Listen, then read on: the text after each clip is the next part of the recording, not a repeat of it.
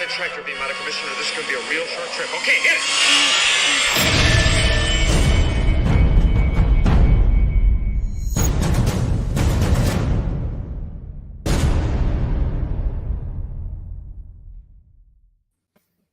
Hey, hey, we're back. Good evening. Finally, man, Yes. It's been a minute. has. Cece, did you say it was it 3 weeks since we've done this? So That's it was crazy. 3 weeks since Jason and I did this. Oh, that's right. Okay. You missed that. It's so I have been I a feel like I'll minute. talk to you in a minute. Yeah. It's been a while. And Jason was on vacation right after that, right? Yep. Yeah. So yeah, Flickered for a little bit. Yeah. crazy. Well, happy May 4th. Happy May the 4th. Yeah. May the 4th be with everybody. And thanks everyone for joining us. It's gonna be an interesting conversation tonight. We're gonna go through some collectible stuff towards the end. Obviously we were gonna do one of these just to talk about all the new stuff that came out, because there's a lot of really cool, I feel hot like some toys, decent- premium formats.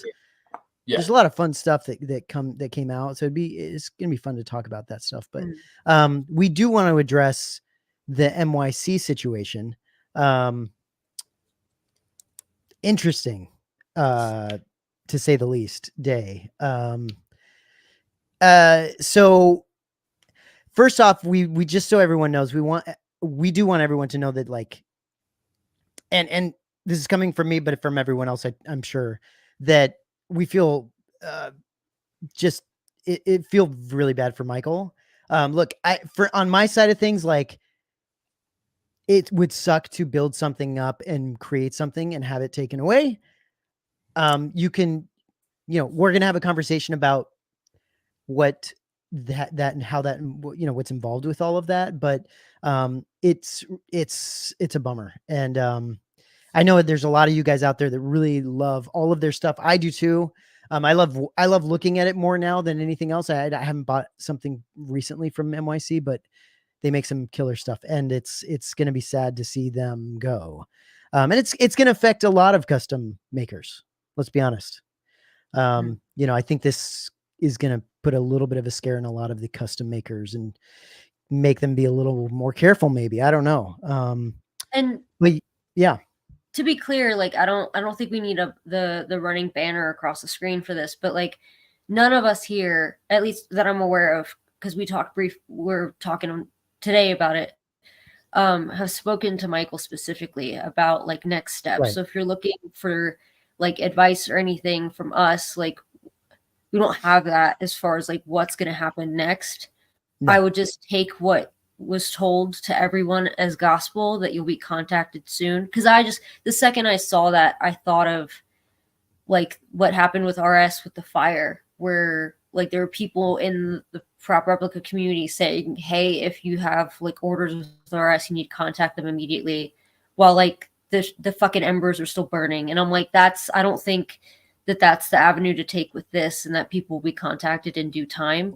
This is going to be a conversation about, like, our opinion regarding, just custom makers in general, and what, like, from an outside perspective, the situation looks like. And just so everyone knows, you're not going to be happy with everything you hear tonight. No, but opinion wise, in fairness, and to follow up what Cece was saying, I had abundance of messages today, and one thing, again, we're just discussing openly, so all this is. But just to touch upon what Cece said, what NYC had put out there, just wait for follow-ups, wait for details. I've had a handful of people talk about, going through PayPal and doing charge. Like, I wouldn't do any of that just yet. I don't think we're there, or that's needed. I don't think that's an issue. I think if anybody's thinking that, I can appreciate it. But I think, again, look, I got no skin in the game, and this isn't in defense or in bias of on behalf of Michael. I'm just saying, like, let's not progressively make things worse by, contacting PayPal, doing this, doing that. And I only say that because I've had a few people mention that they wanted to do that immediately. And I just tried to say, look, I'm not here to fend for, but just try not to make things worse. Yeah. And Jason, this is one of the things that I feel really bad for Michael, and what's going to eventually happen moving forward. How does this work? What do you do in this situation? Like, How do you refund people if you have to do that? Like it's just so much. It sounds like such a crazy thing to deal with that I But here's wouldn't the wish good that thing. on anybody. I wouldn't wish it You're on right. anybody. It's Yeah. chaotic. It's overwhelming. But one thing I can say, and I think we can all say personally, and again without bias, but I'm saying this openly, is that it's Michael. It may take a little time, so people need to be patient. But Michael is, not only NYC, but someone who's part of the community. He's a collector himself, has a lot of passion, etc. And I just think that he's going to take a little time to logistically work this out. And I just think, people need to try to allow that to happen, rather than trying to force the process. And again, yeah, it's a lot, right? I don't wish that on anybody. It's tough, but I just think, things need to logistically play out. And however that ends up being, it ends up being. For sure. And this, okay, so this is where things are going to shift a little bit. Not a lot, but we do want to talk. I specifically, I was talking with Jason earlier, and I mentioned this to CC as well, that I do want to discuss some of the comments I've seen in his post that he posted, in other people's posts, and other things. I totally understand why people want to defend Michael and come to his defense and be like, hey, like, do whatever you have to. And, basically like, we'll fight this, right? Or we'll send up a GoFundMe so you can pay your licensing fees. Yeah. So you can, pay the licensing fee. And this is what I want to chat about, is the whole idea of licensing and essentially,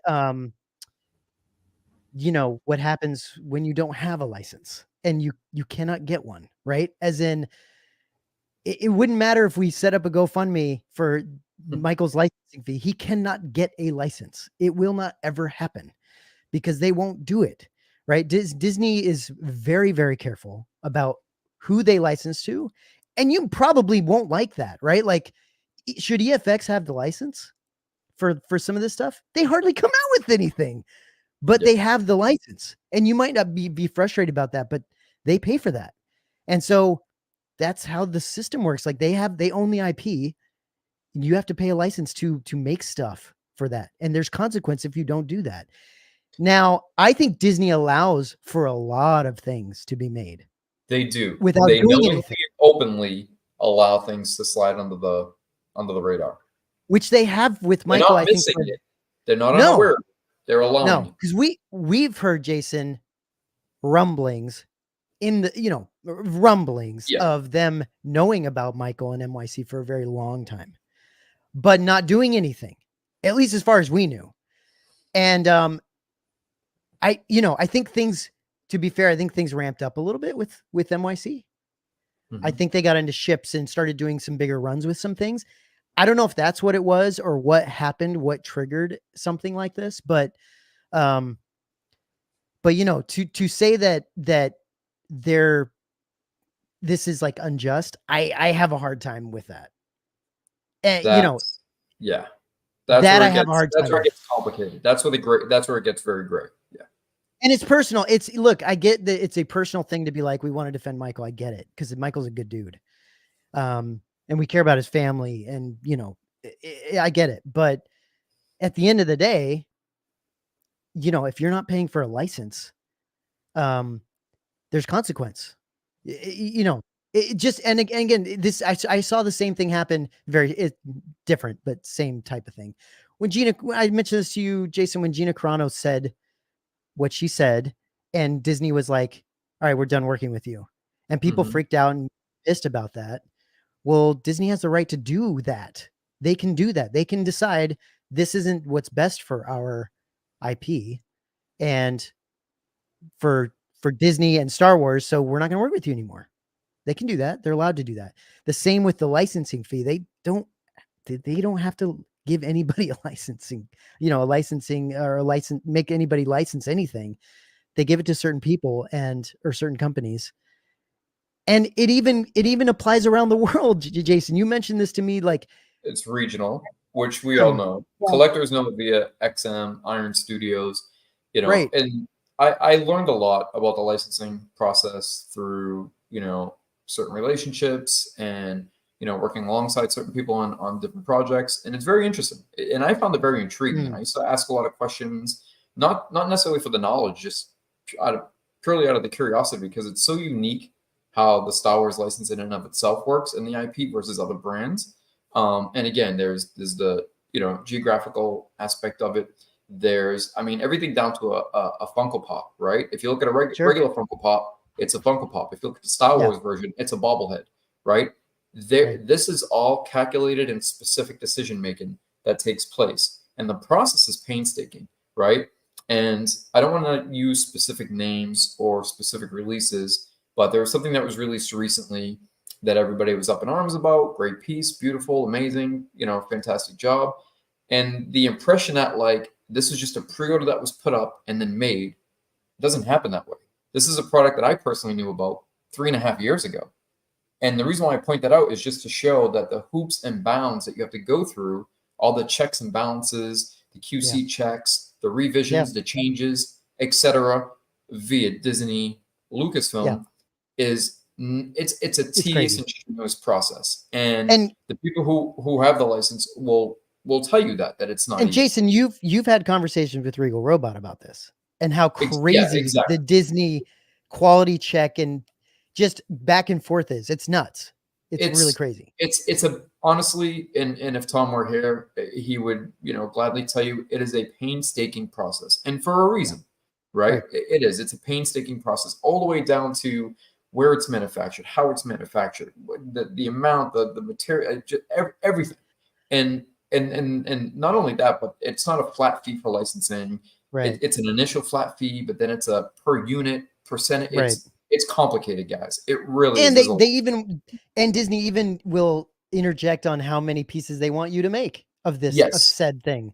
Like they will dictate. They want you to ramp up. Yes. Yeah. And just to put this out there, Jason, real quick, before you go on with this, is that just so people think about spending $4 billion on an IP, and then you do all of this production to make all of these things. You don't have to like it all, but I'm just saying they made all of this stuff. It costs another massive amount of money. They're going to protect all of that, to the hilt, with as much as they, as they can. And so it's just not surprising is all. And so go ahead, Jason, keep going. No, so as I was saying, the process is much more complicated than people think. Sure. And I've seen a lot of things thrown around, right? And in hindsight, right, it's easy to simplify. Oh, there's just a licensing fee that you pay. Well, it goes way beyond that, right? Yeah. And the amount is much more significant, because there's other comments we've talked about. And I'm not trying to branch off in too many directions, but bear with me. There's comments about certain releases where, oh, this person's laughing all the way to the bank. Oh, they're charging 4K for this. Well, believe it or not, there's not a lot of margin there. Just because you're paying 4K for something doesn't mean they're walking away with 3K profit. That's another thing that people don't understand, right? So there's numerous aspects there. And you're right, when you're protecting an IP and something's being manufactured for $200 and being sold for $1,500, and there's no quality control aspects, what factories are being made out of? Are those factory workers under the proper condition? Again, we can go on and on. Then the other question comes into play. Well, there's unlicensed makers out there. Okay, you're right. There are some that skate by, right? There's the little guys, which honestly, Disney is aware of them. I think for the most part, they're aware of them. Yeah. Maybe not everybody. But if you're not really cutting into profits and you're not doing anything too egregious, I think it's one of those things where Disney and Lucasfilm, I should say, has been known to allow things to slide for the fans and or the community. Well, and Jason, it also goes beyond that. It's also you're not cutting into the other licensees. Correct. As in, if Sideshow is NYC's making a bunch of stuff, but it's not stuff that we would make. We're not going to make a premium format short trooper. No. Right. Or something very different. And that's, or they're not seeing their sales being damaged by the production of 100 statues that are very limited and very exact. There's that. But then there's also the question again, and I'm trying to contain this, so cut me off if and when needed. But then I hear, well, what about RS? They're unlicensed, and we'll get into that in just a second. But there's other companies. Someone brought up Force Laboratories. Well, again, Mhm. the geographical aspect. Force Laboratories is not licensed; they're unlicensed. But I wouldn't be surprised at the rate that they're going and how public they are that eventually there comes a time that they also, get a cease and Someone desist. mentioned they have a license. Do they not have a license, Jason? I mean, I could be wrong. Don't quote me on any of this. From what I know, originally they started off, they did not. But at this Okay. point, they may. I don't know. Yeah. It Right. could be. And I don't. It could be a regional thing. Honestly, like it could be that they're licensed in like the Asian market, but not in the U.S. market. I've never Sure. ordered from them. I don't know anything, but yeah, I think No, Stacey, that's very true. There's some things, even though we talked about like XM and iron, you're right. Those are very well known, but there's products out there that, they may have a license to sell in their location and only their location, and we're just seeing it here Well, as a and product that's why collectors constantly are beating their heads against the wall, because Queen Studios, freaking Prime One, some of these places where you're just like, why can't they make Star Wars stuff? And they Yes, never do. they're They making these can't. magnificent pieces. Why not Star Wars? Right. thank They're you. not That allowed was to. that was the thing I was trying to think of, because like PCS just got it for third scale and life-sized bus. Right. Yeah. But Queen Studios has been say what you want about Queen Studios and how they run their business, but they have put out decent product, and they've talked literally for years about wanting to do Star Wars things. So for companies like that who do have licensed work with Disney already, when it comes to Marvel, especially, for them to say that they want the Star Wars license and they somehow can't get it is incredibly telling. I understand there's like, it's like bittersweet and devastating, but I don't think the comments regarding like, well, why can't Michael do this? Why can't NYC just do this? Like, I don't think those are very helpful either. And like not grasping the reality of the situation. It's a matter, for me, it's just a matter of like, guys, let's think critically about this and understand what we're talking about, because and we also aren't experts on licensing agreements either. So there could be some gaps somewhere, something that could, I don't know. But I'm just saying that, like, for the most part, like if EFX has the license to make and sell like studio scale stuff, let's say, that's it. Like, you can't make that shit and sell it and make a profit, like a good profit off it. You can't do that. And if you do it well enough, which I've always said to you, Jason, to you, CC, to everyone else, that NYC makes a good product. They do good work. And especially, I don't have their ships, so I can't speak to that necessarily, but their statues are fantastic.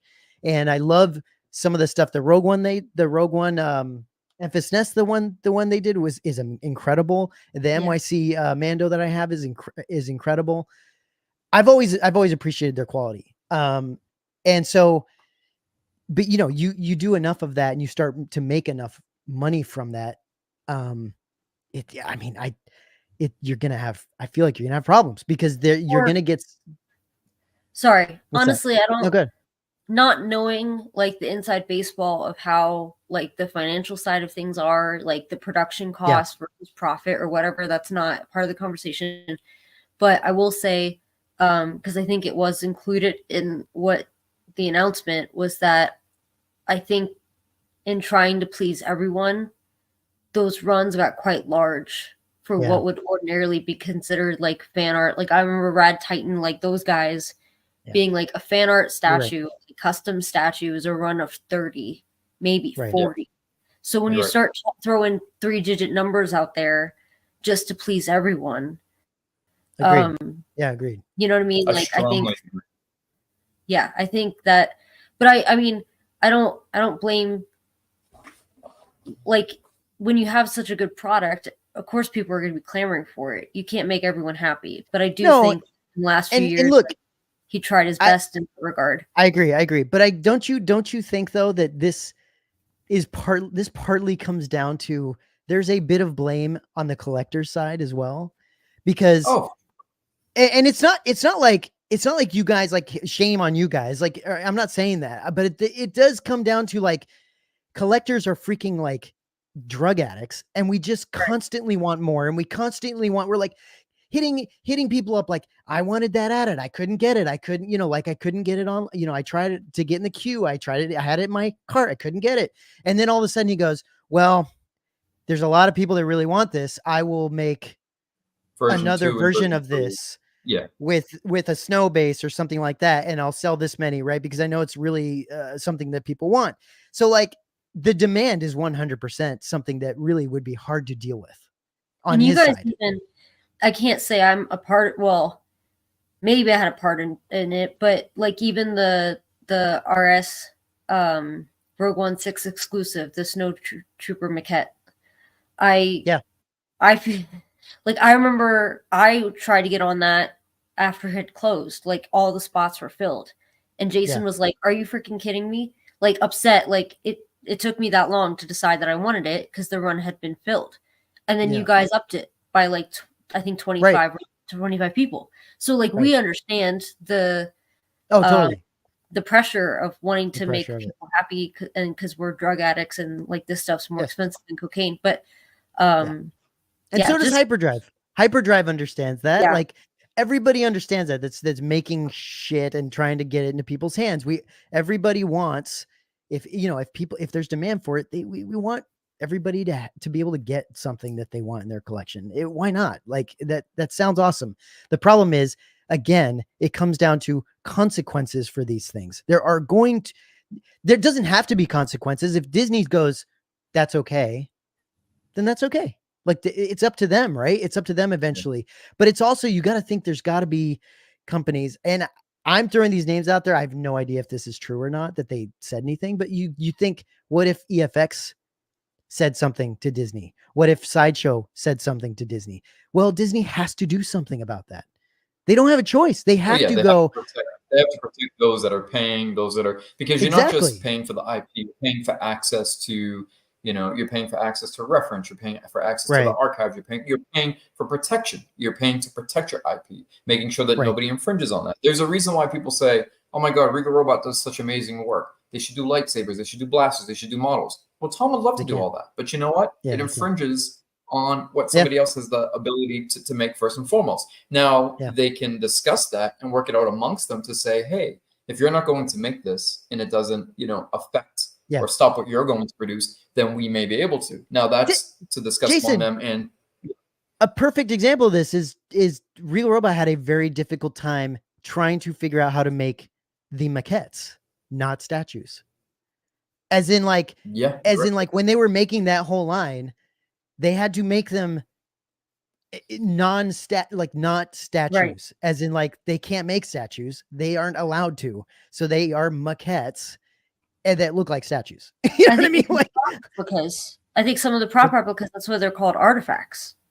Sure. And that's why like people keep screaming that they should do lightsabers and they should do whatever. And like the only reason why you can get a bowcaster from them is if you order a life-size Chewbacca's, because they don't have the license for weaponry. Right. So they'd have to call that some sort of weird artifact. It's so nuanced with that crap. And like, and this right here, I understand. This I understand. Yeah. Because we've talked about this. I totally appreciate that just because you license something doesn't necessarily mean you deserve to have something licensed, but by law, by law, you have the license, you're allowed to do it. I agree that there's some companies out there or makers or whatever that should not have it. I don't think EFX should have it. That's a personal opinion. I think they don't make enough stuff, and they don't get enough stuff into people's collections. It should be part of a contract that if you're going to have a license, you have to use it, whether it's once a year. I know, but you would think. But again, guys, this is where it gets more complicated than that, right? Perfect example is the Biker Scout for EFX. Yeah. That caused, look, EFX is a company originally following Master Replicas when they started, the TIE Fighter, the X-Wing, Signature Edition Mark Hamill, the McCory Vader, one of the most, sought after grilled pieces in the licensed community, the Legend Vader, direct, signed by Brian Muir, direct from, the archive helmet, etc. So like you have to take into consideration that there's factors beyond what most people are aware of. And certain, not all, but certain elements of what was taking place at the Biker Scout was brought to my attention, well after the fact it had been 7+ years. Now, it doesn't justify it, doesn't rationalize it. It wasn't okay. It was definitely problematic. And there was other things that EFX was doing that I look at as, behavior that I wouldn't condone. But there were definitely circumstantial reasons for those delays and those issues, so on and so forth. We're just not privy to that information. Most people aren't. And those who are know, and, it's not to be put out there for the public. Now, like you said, Matt, it's your personal opinion to say, I don't agree with this, and same with me. So another problem too that I've been hearing a lot of, and please, this is just open discussion. This isn't for argument's sake, but I've read a lot of comments, a lot of things being sent to me throughout the day, things being brought to my attention. Oh, this is because of the jealous modelers. This is because of, the model elitists. This is because of this person. It's because it wasn't because of any one person. Okay. And I'm going to go into another aspect of this. So give me a second. I can tell you it wasn't anybody in the community that I know from the modeling community, right? If anything, whether they agree or disagree with the quality or the accuracy, whatever it may be, nobody's wishing ill will towards anybody else in the community. I can tell you that. Look, we may have discussions and say, look, this was maybe done shorthandedly, or this was maybe done haphazardly compared to what you could get quality-wise. But look, that's just a difference of opinion, right? Everybody's at different variances in the way they collect and their perspective and point of view. Nobody's trying to go after anybody personally. Whether or not it was a company, saying like it could have been Sideshow. They have a history of doing so. Could have been EFX. Well, you know what? They do have the right to do that. And if it was them, then that's their prerogative. But as far as it being like a jealous, coup or collusion within the community, come on. I mean, that's silly. Yeah. Not everybody, agrees and thinks it's the most amazing thing out there.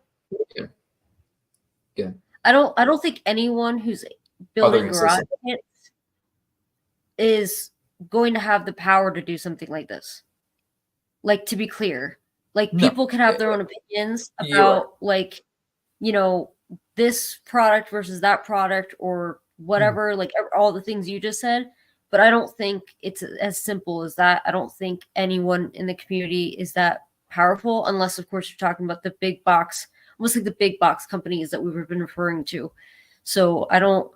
Honestly, CC, I feel like there's. Yeah, right. I feel like this, just like what Jason said about Sideshow and EFX, it's like, I feel like if you pay that licensing fee, it's not that do you want to do this or not. I feel like you have to. It's like you're protecting your trademark, essentially. Like, it's that important if you're a company and you're paying all of that money to license something. Why would you just do nothing about it? Why would you just let somebody cut into your profits that you're paying to it's coming out of your money that you have to, it's all coming out of their pockets to make that thing that they're got to make and put out there. So it's putting them at a disadvantage if they're paying for it and someone else isn't. That's all I'm saying is it's like you have to. Can we talk about this? I want to touch on that. One thing I want to say real quick too, I want to add, but I do want to touch on this. So another thing that was brought up earlier today was, well, Marvel this and, this, Fox that. And I get that these are all under the Disney umbrella. Okay. But those were completely consumed by Disney and now completely owned by Disney. What people need to understand about the Star Wars franchise is, although Disney owns Star Wars, Lucasfilm Limited is still involved in the licensing aspect. It isn't 100% Disney. It's Lucasfilm and Disney. So a lot of the processes still have to pass through Lucasfilm, right? So everybody's saying, oh, Disney this, Disney that, or, Marvel can come up with this and the license is so easy to obtain through this. Well, yeah, they're just going through one thing. They're going through one channel. With Star Wars, it gets more complex because you're going through two channels. It's kind of like the little kid who wants a cookie. You ask mommy first, she says, no, you run to daddy. Well, mommy said, you're kind of playing a little bit of that game. And that becomes more complicated. But to go on this is, I had something to say about this. Does anybody else want to start off first, or? No, go ahead. Okay, so it says you talking about this Christopher's comment down here? Yeah. Disney could have given him a deal. You guys are being too nice to Disney. Christopher, in fairness, I'm not picking sides. I don't I have no allegiance to Disney. I have no skin in the game there. Michael, I know personally. I've known him for many years. Michael's a great guy, and if anything, I would technically be siding with Michael. But when it comes down to brass tacks and it comes down to the business and the legal aspect of it, at the end of the day, it's not favoring Disney or siding with them. The fact is that what was done was wrong. And, you know, when initially it started out as by collectors for collectors, you know, that was something that Disney could turn a blind eye to. But it Gray area. stopped becoming that and eventually became a full-blown business, if you will. It did. It basically turned into a full-blown business, specifically when the ships got involved. And everybody can say, you know, I saw a comment earlier, oh, it's because the ships are so good and the quality is so that. Look, again, you know, apples and oranges. You like what you like, and that's fair enough. This isn't about what the quality was or how nice they are, or how great they're painted or not, etc. This is about strictly the legal aspect of it. Now, nobody did this out of spite. Nobody did this out of jealousy. Nobody did this because, oh, NYC makes the best and they're better than us. That wasn't why it was done. It was done strictly because it was illegal. And well, you know, and Jason, I feel like we're kind of attributing feelings to Disney and like the legal side of things, where I none of this is personal for Disney. no, Like it's not personal at all. the company is not doing this to hurt anybody or to be have there's no feelings towards anything. All it's doing is protecting its IP. Yeah. And that's all it's doing. It's protecting what it is it's supposed to protect, and protecting its licensees, the people that pay the license to make these things. That's who it's protecting. That's it. That's it. I mean, there's nothing more than that. Going from a fan-made item to basically, like I said, a legit full-blown business is two different things for Disney to take into consideration. And it wasn't like, you know, this wasn't on their radar a year ago or 2 years ago. This isn't new, guys. Yeah. This isn't. That's another thing. You know, as far as like rumblings and rumors, this isn't the first go around. This isn't something that just popped up. You know, this has kind of been happening behind the scenes for some time. But again, as we mentioned earlier, there are some things that Disney/Lucasfilm will turn a blind eye to, as long as it isn't technically hurting anything. But then there are other factors to take into consideration. There's quality control. There's materials being used. There's the quality of, you know, the environment in which it's being made, the people who work in those environments, safety regulation. There's so many aspects that people aren't thinking about outside of the item or the product itself. Okay. Right. Now, one thing that NYC was doing was they were filling a void. Yes. But Disney giving them a deal, that's different, right? Yes, they could potentially work out a deal with them. But would NYC have been able to, one, meet those demands, right? Or meet that criteria, those requisites, correct? And two, would people be okay with something being released at $1,200 now being $4,500? Because that ad that you paid, I don't know what it retailed for, $1,250, right? Roughly, I could be wrong, correct me, is now $4,500. People are going to lose their hair and complain. Oh, Michael's a grifter. He's laughing all the way to the bank. Well, no, he's not. He's now theoretically worked out a deal with Disney, and he now has to cover all of those costs and arrears. Yeah, it's a lot to deal with. So now that's being passed on to the customer. Okay. So now you have something that you thought was great and affordable, and you were able to pick up one of every piece. Now it turns into, oh, well, these are $3,000, $4,000, $5,000 pieces. How come? Yeah. Well, because the profit margins are so thin. And for Michael to even continue, I shouldn't say Michael, but for NYC to continue to even stay, you know, operating and producing pieces, it's a lot. You know, when things happen like a Novos, people just think it's all with malice. They don't realize that to offer something cost effective, but also high quality and still maintain the Disney license, like anybody who has children or nieces or nephews knows, look, if you go to Disneyland or you go on a Disney cruise, anything like that, everything at the parks is top notch, top tier. You buy anything Disney at Walmart, Target, anywhere, it's garbage. It's junk. And why do you think so? It's because the margins are so thin, they have to cut corners in every process of the manufacturing and distribution level to make the slightest, you know, profit. The profit, like it's because you're not only paying for, like I said, the licensing fee, but you're in addition paying money out of per unit, et cetera. So it's a lot more complex than that.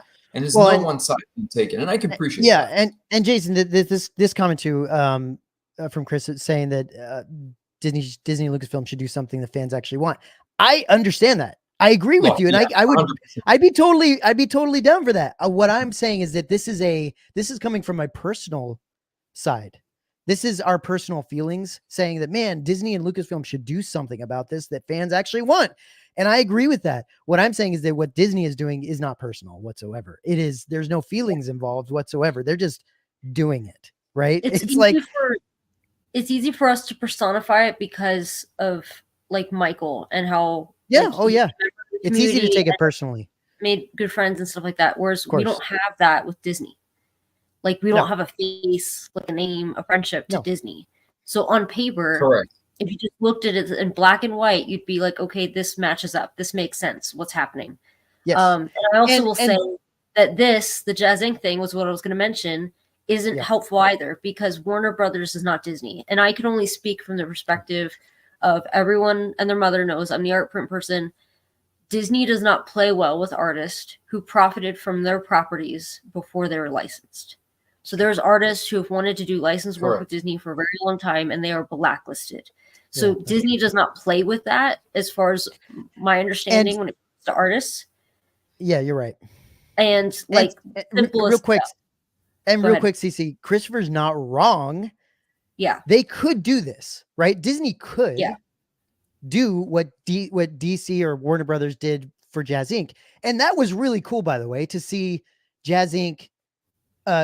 Get legitimized like that and like step into like a license was awesome. And I would love to see that for Michael. I really would. I just we're just kind of dealing with this more on the like the level of black and white.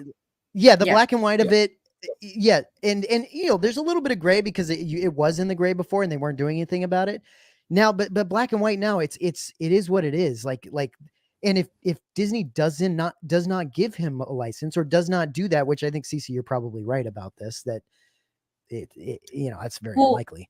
And we're making the assumption here. It's my understanding, and I don't collect Jazz Inc. things. I'm not in tune with that, but my understanding as well is that Yost approached Disney for a license. Yeah. You talking about Warner Brothers. Yeah. He approached Disney. He approached Disney about being licensed. And nothing came of it, obviously. Like there's other prop replicas I have from like small runs on the RPF from people who their product is so good, they've approached companies like Warner Brothers and Disney and been like, can I make this on your behalf? And they've said no. Right. So I don't I think Jazz Inc. is the one success story from that, honestly.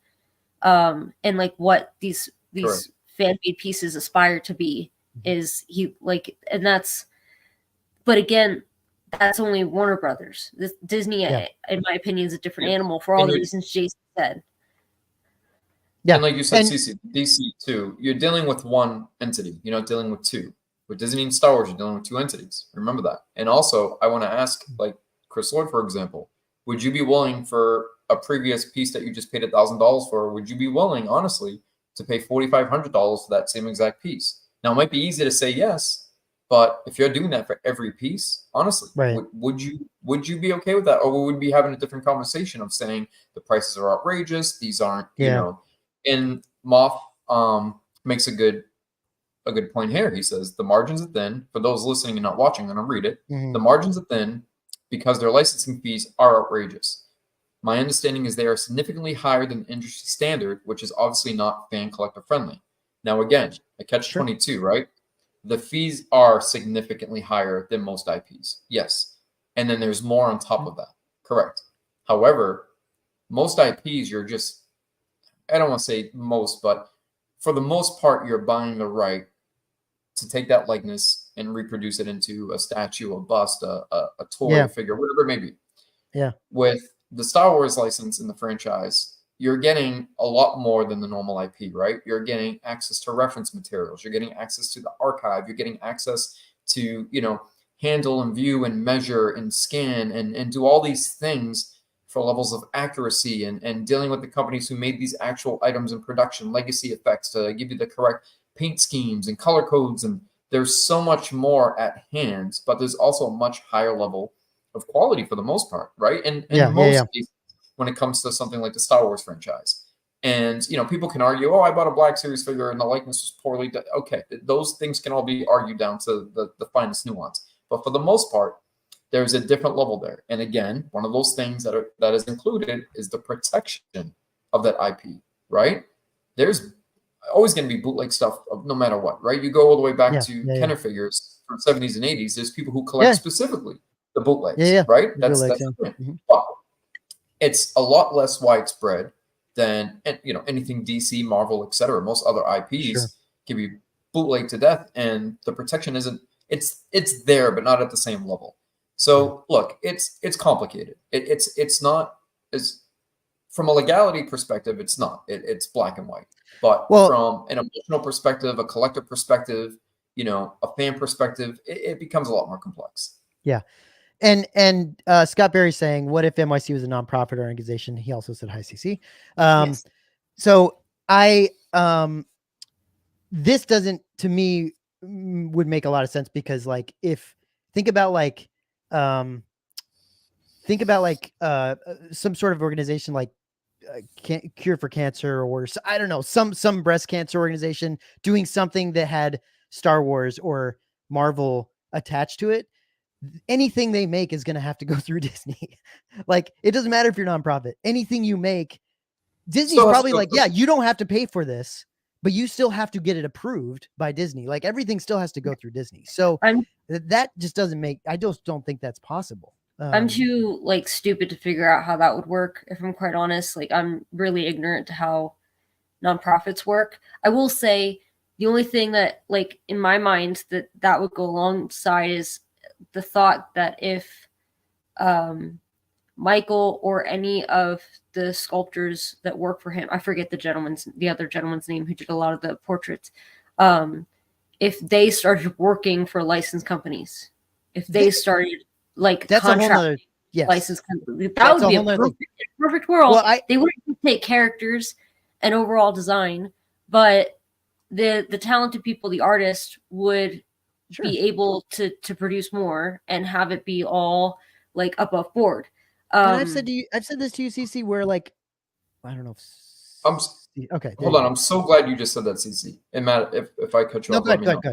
I am so glad you just said that, because we visited this a couple of years ago outside of NYC when, we joke and we laugh about the rinse and repeat of Vader Mall, because it's true. It happens. Okay. However, how many times, Matt specifically, we'd have PJ on, we'd be discussing this to Kacharik Brothers.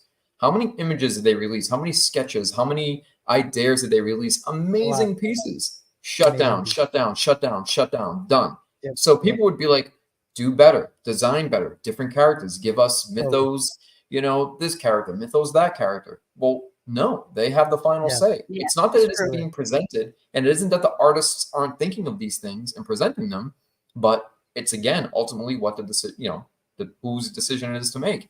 And now, Chris Lord, I agree. Look, the Jazz Inc. Batmobile went from $1,200 to $1,500. Yes, to cover that difference in the licensing fee. It says that seemed fair, but $4,500 is not possible. You're right. That's why I mentioned it. It's not possible. However, you have somebody like Regal Robot. You're paying, $3,000, $4,000, anywhere from $2,000 to $4,000 a piece from them, but you're getting that level of quality. So I don't think you'd get the same level of quality. I think the quality would definitely be stepped up, but you'd be paying a lot more, because the reason why unlicensed people can bring to the table what they can bring to the table at that price is because there's a little bit more profit to be made. It's a little bit easier to do things more cost effectively.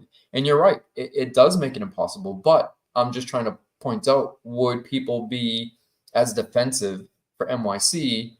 Because if this was a licensing situation, I don't think everybody would be buying these up as quickly or as frequently, because you'd have to pick and choose. You couldn't drop $3,000, $4,000 on every piece. But that would be reality. Yeah, and to be fair, Jason, like you could also say that if NYC were licensed, they might adjust their releases and how they release things. They might have to. They might have to adjust when they release things, how they release things, all that stuff. So they may just not release as much, but it might be more money. Yeah, for sure. And then Chris also said that he has Steve to thank for his NYC collection. Yeah, because the NYC. Yeah, Steve was on this. Steve was on NYC early, like pretty freaking early. That Mando statue was great. Mando statue's fantastic. But that was one. That was one where they came out with that statue way earlier than everybody else did, And then Yeah. Sideshow came out theirs and it was like, dude, they still killed it. Like NYC still killed them. It's so And I think they did better than most. Echo Base says one. Oh, sorry, CC, go ahead. Go ahead, Cece. sorry. It's one of the few that has like his original armor, and that's what I think. Yeah, sure. Like, don't get me wrong, this all sucks, but I also think that like a lot of us have talked about how much we love NYC and inspired things like that. Like, I wouldn't have any of the pieces I have from NYC if it weren't for you guys. So I appreciate that, and I appreciate those more. Like, I've seen some comments like, I think we're going to cherish those. I'm like, shit, look over my shoulder. I think we're going to cherish those a lot more now, in hindsight. Cece, you're gonna get a letter from Disney and they're gonna be like, hey, we saw that ad behind you. You gotta smash it. You gotta smash it. I'm gonna be like, new phone to this. Yeah, it's a bummer. But and sorry. And can we talk real quick, Jason? Can you mention, because you mentioned RS, but we didn't talk about RS. Can we mention the RS situation, because it's very different, and I've heard people talk about this and be like, why can RS do it, but not Michael or someone else? So can you chat about that real quick? Yeah, definitely. I just want to just real quick on these comments. So like Echo Base said 100% NYC, if they had gotten the license in the perfect world, the pricing would be way different, drastically different. And that is true. Okay. For sure. It'd be a significant difference, which is why I brought up that example. And it wasn't to challenge any one person. I'm just kind of giving, hey, this is what reality is. Again, very valid. It's not just the fees that are problematic. It's also the constraints, yes, that you have to operate with under Lucasfilm. They have you under their thumb, and that can't be more true. Now, I have some personal experience with that I'd love to share, but out of discretion, I won't. However, just to vaguely put out there that there was something that I was purchasing, there was somewhat of a discount being applied or something sort of being partially gifted, and the hoops and obstacles that were being jumped through just to make a very minor, and when I say minor, like a very minor offset to allow that to sort of, get through and be okay when Disney looks at the books. Yeah. Because Disney does look at their books. That's what's crazy, dude. Process. It's not once a year. It's not fiscally. It's doesn't really have to say what is released. Michael wouldn't. Yeah, he couldn't just put up pre-orders and say, hey, this is what's coming next. These would be years in the making. You'd have to go through many revisions, as I mentioned earlier, multiple revisions and changes and QC checks, et cetera. And then they would say, yes, this can be released. No, this can't be released. And that's just what it is. You wouldn't just say, hey, this is what the fans want. This is what the fans are getting. Okay, let's talk about this real quick, because this refers a little bit to Torres. So let's get into that.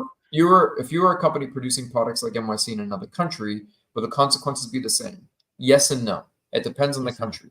The UK is a little bit different. Now, without getting into all the legal jargon, to just summarize it, there was a case with Andrew Ainsworth, who was called upon to help produce the Stormtrooper helmets during the original trilogy. He didn't design them and make them in the sense of, Stormtrooper itself, but because of the materials and the shop that he ran at the time, he was tasked with producing those for the original trilogy. Well, later on, he continued to do so, sort of like a fan-made helmet, and released those to the public for purchase. So he was in fact sued, and on the UK law, just so I can, we can generalize it, but just so I can get it more particular, give me a moment. You gonna read it? Yeah, I'm just gonna read it out real quick, so it's a little bit better.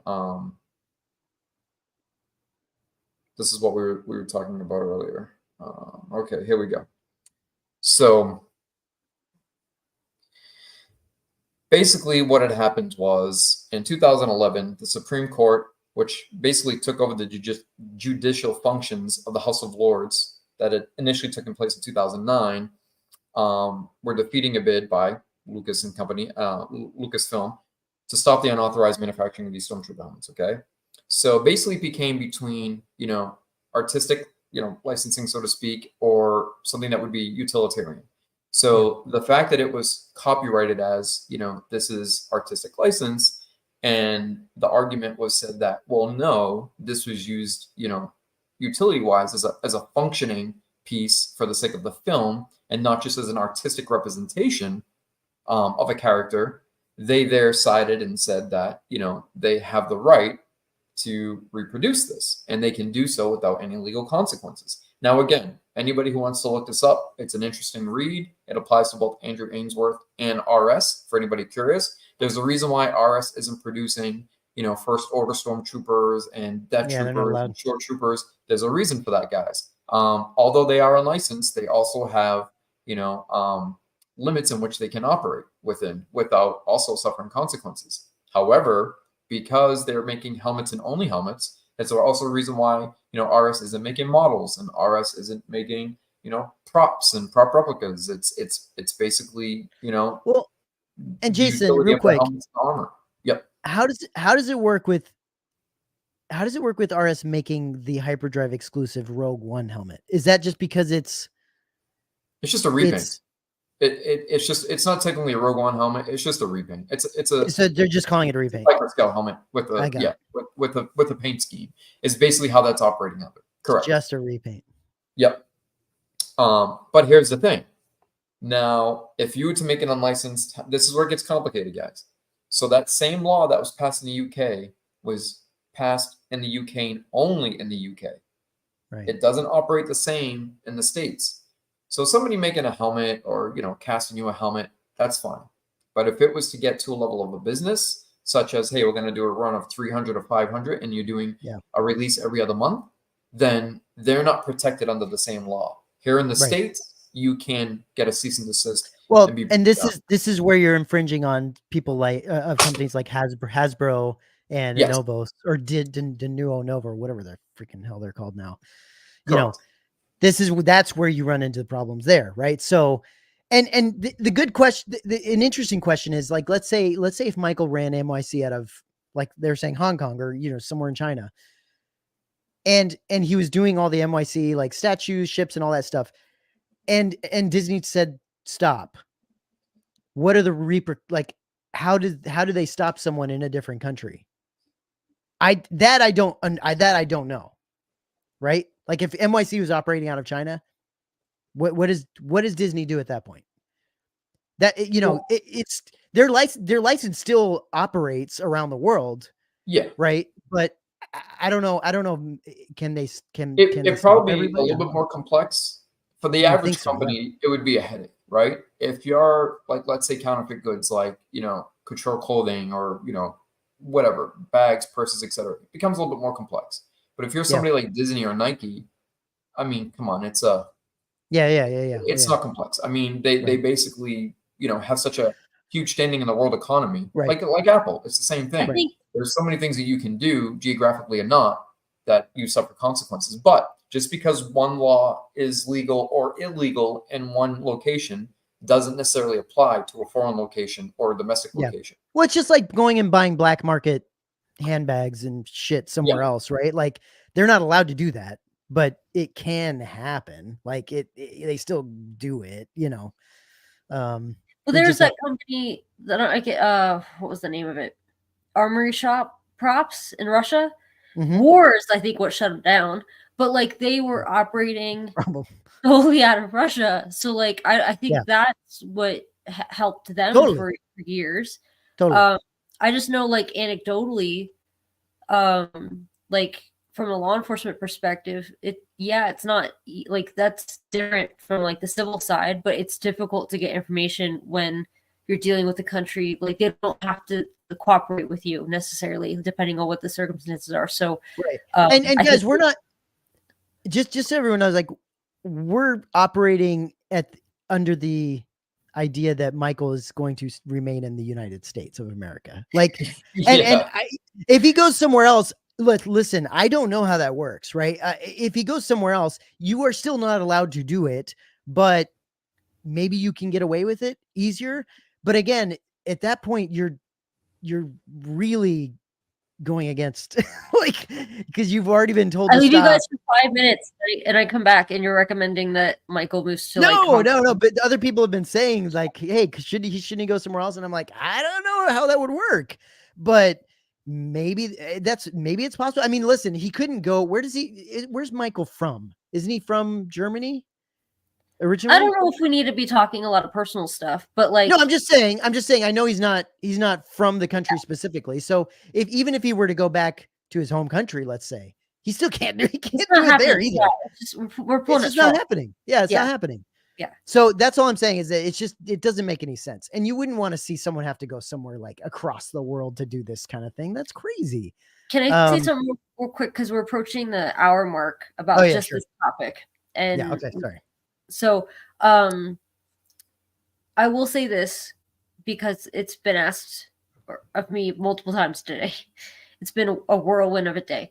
As far as we are concerned going forward, because we briefly had like a consensus about this today, for any like I'll mention Cybercraft because like I've heard their products suck anyway, but they're not licensed. So like, but when it comes to certain fan art or custom projects, we're gonna go back to being incredibly vague. Like this is like maybe 2020 era of just mentioning like, look at this thing we found online, and like we're not gonna say who's doing it, correct. or prices or anything like that. So we're gonna be super vague. So if there's anything that we talk about, I don't think we're gonna be talking about any of that stuff tonight.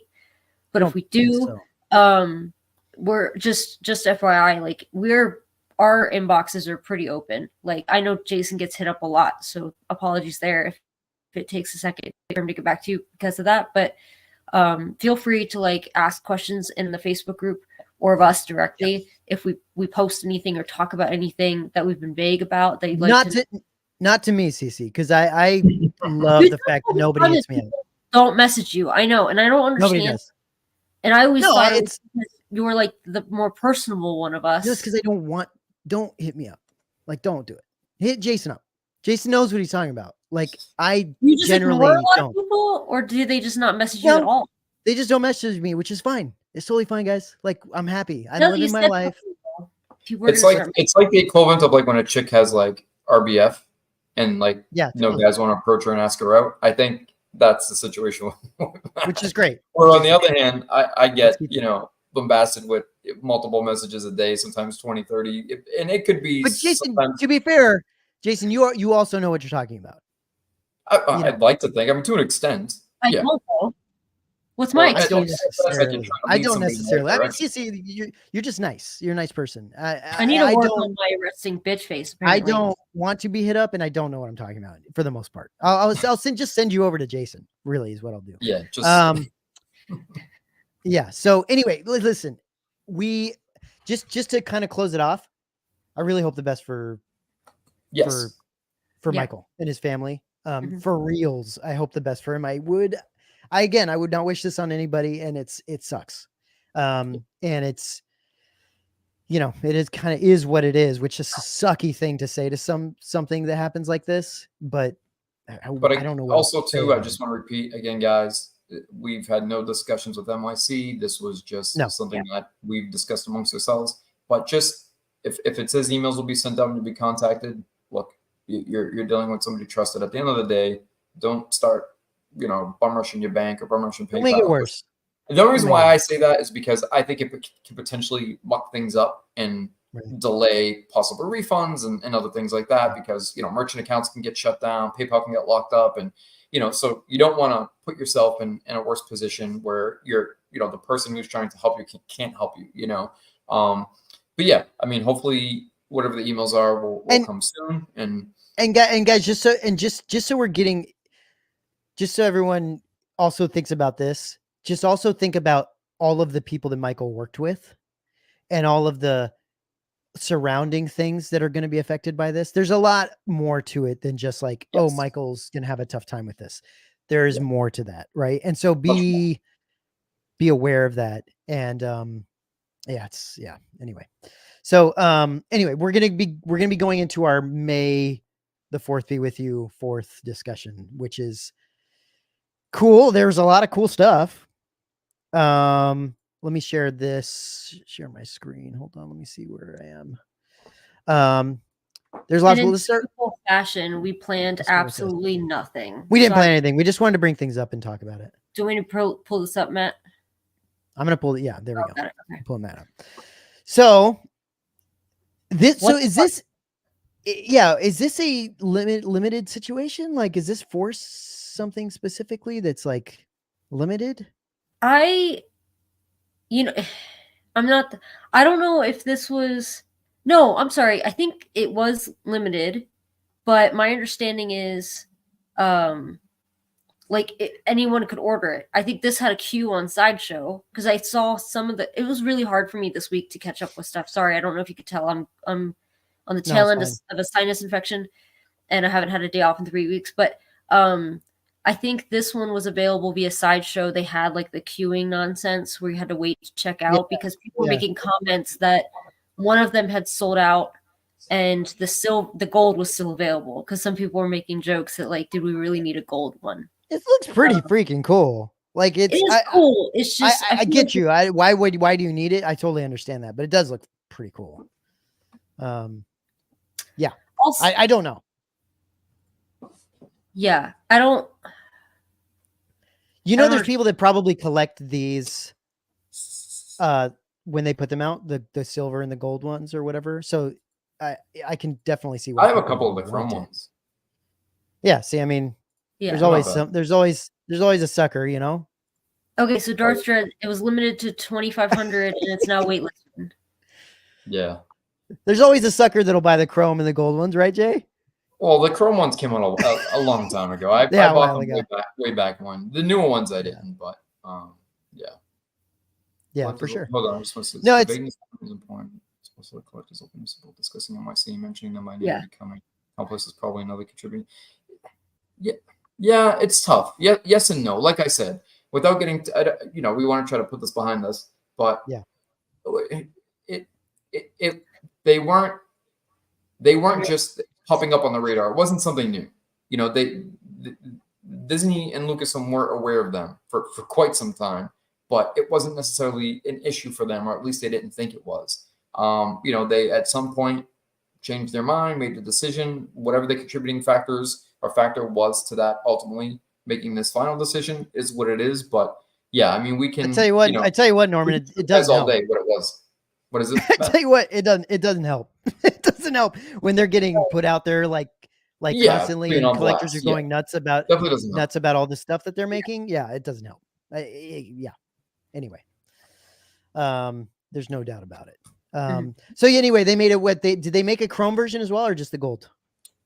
I think they made a chrome version of this. I know there's a chrome stormtrooper. There's a chrome. Was it the same time, or was that a different sculpt? I thought. I think it might have been a different sculpt. I think it's the what are they called? I don't know the prequel troopers off the top of my head. I think it's a slightly different sculpt, CC. Because that looks like Amanda Cody or Rex or whatever. Now this guy's a re-release with the exception of the backdrop. Yeah. The shadow trooper. So I okay, so have backdrop. one of these from The backdrop many comes with years it. ago. Yeah, Scott, I think that's pretty nice. I like this. This is Oh yeah, it's cool. This is really it's a little nice, bit. Yeah. It's a little bit like chipped up, right? He's got kind of some like. Yeah, he's not. He's not perfectly black. When you have him in hand, he's got weathering and nicks and things like that. Kind of like a Death Trooper, right? That Trooper looks like a clean, shiny piano black figure. But excuse me, my apologies. But in hand, he's kind of nicked up and weathered, and same with him. Which I'll be honest with, this particular Trooper, I wish there was no weathering. I think he would look pretty sick, just all black, without the nicks on it. But again, it's a Trooper, you know. Yeah, no, this is cool one. I like this. This is really nice. I feel like anything just all black is going to be freaking sick. And then this is another. Here, I'll bring this up real quick. Hold on one second. This is another one that was re-released. Legends figures are amazing. A lot of comments coming in. Okay, so this is where I'm a little confused. Okay, sorry guys, there's a lot of comments coming in. I'm just trying to keep up with them. No, you're good. You're good. Good stuff. Yeah, I just want to try to engage a little bit because some interesting comments coming in. But yeah, the Chrome Cody they did. Okay, so they did do the Chrome Cody, Chrome and Silver. They had a dangerous one. Is this what it looks like? Isn't it? What happens? Okay. Isn't it interesting, Jason? We talked about this when we were chatting at one point where we were saying that it's interesting that it is interesting that Hot Toys is finally releasing things that people like and want. Well, yeah. Not only that, but Like- how many years in a row, especially Chris, right? Chris Millen, with that comment. Now, you've been watching us and collecting with us for years. How many times has May the 4th come around and we They get put out a Harry Potter figure or some shit we like get that. 3 new Iron Man versions. Oh, fucking Iron Man, Wonder Woman. Yeah, we literally get a Spider-Man and 3 Iron Men. So true. For 3 years, 4 years straight, I don't think we've gotten a Star Wars figure. It's in or so around May the true. 4th.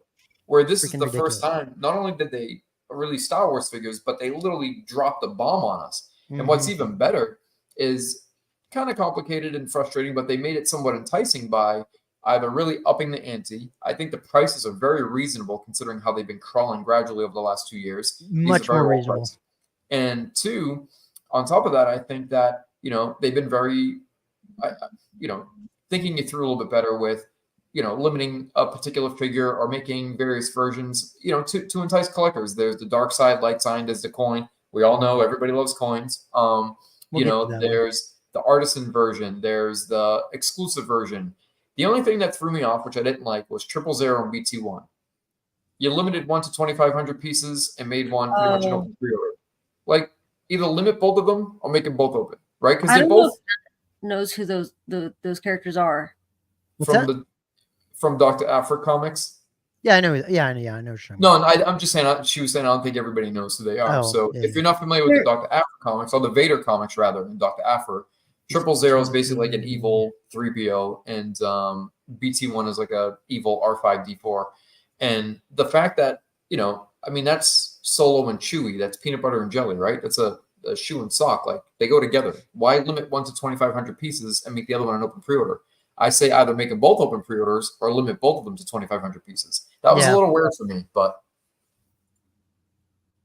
I think this looks great. I think this is fantastic. It's diecast too. Is it really? Yeah, it's diecast. Oh man. Yeah, I don't know if the whole thing is diecast, but they said diecast. I can't remember where I saw it, but they said diecast. Yeah. Which is, I mean, look at that's freaking terrifying. C3PO, as nice as C3PO is, and then he's got like syringes on his fingers. Like, that's freaking. I loved his character in the comic. I thought, yeah, I think this was cool. But I did have people messaging me and being like, "Who the fuck is this?" Yeah, totally. Where's Right. it I get from? it. But I think it's cool that they did that. Not to jump ahead much, but like, the other thing that blew my mind regarding the Hot Toys releases, well, the Legends one. I'll just say that, and then we can show it later. Oh yeah, we can go to that one. Yeah, in a minute. Yeah. Like, look, what a great pair. Yeah, yeah, for sure. Why limit one and not the other? That's so odd. Yeah. No, I That's like saying, hey, I got 40 jars of peanut butter but 500 jars of jelly. Like, what are you gonna do with the other? yeah, right. Because they do look great together, no doubt.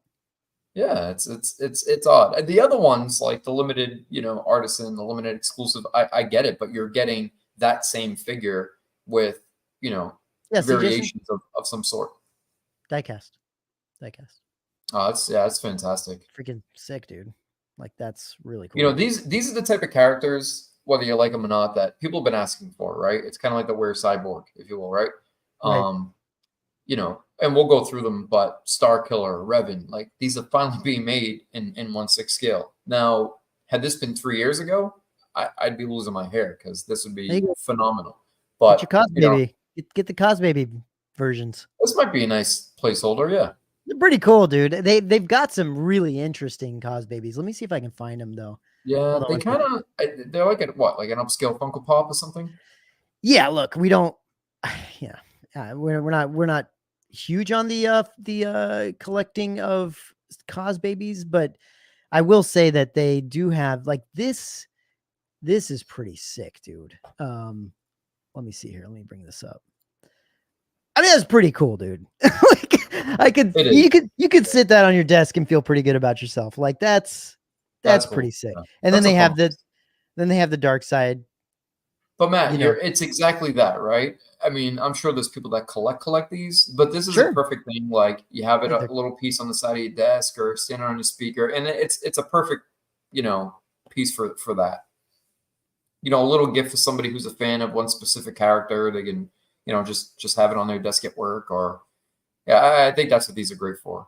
Really cool, man. I like And if look, if you collect like Funko Pops and Cos Babies, more power to you. Do your thing. Like I think they can be freaking awesome.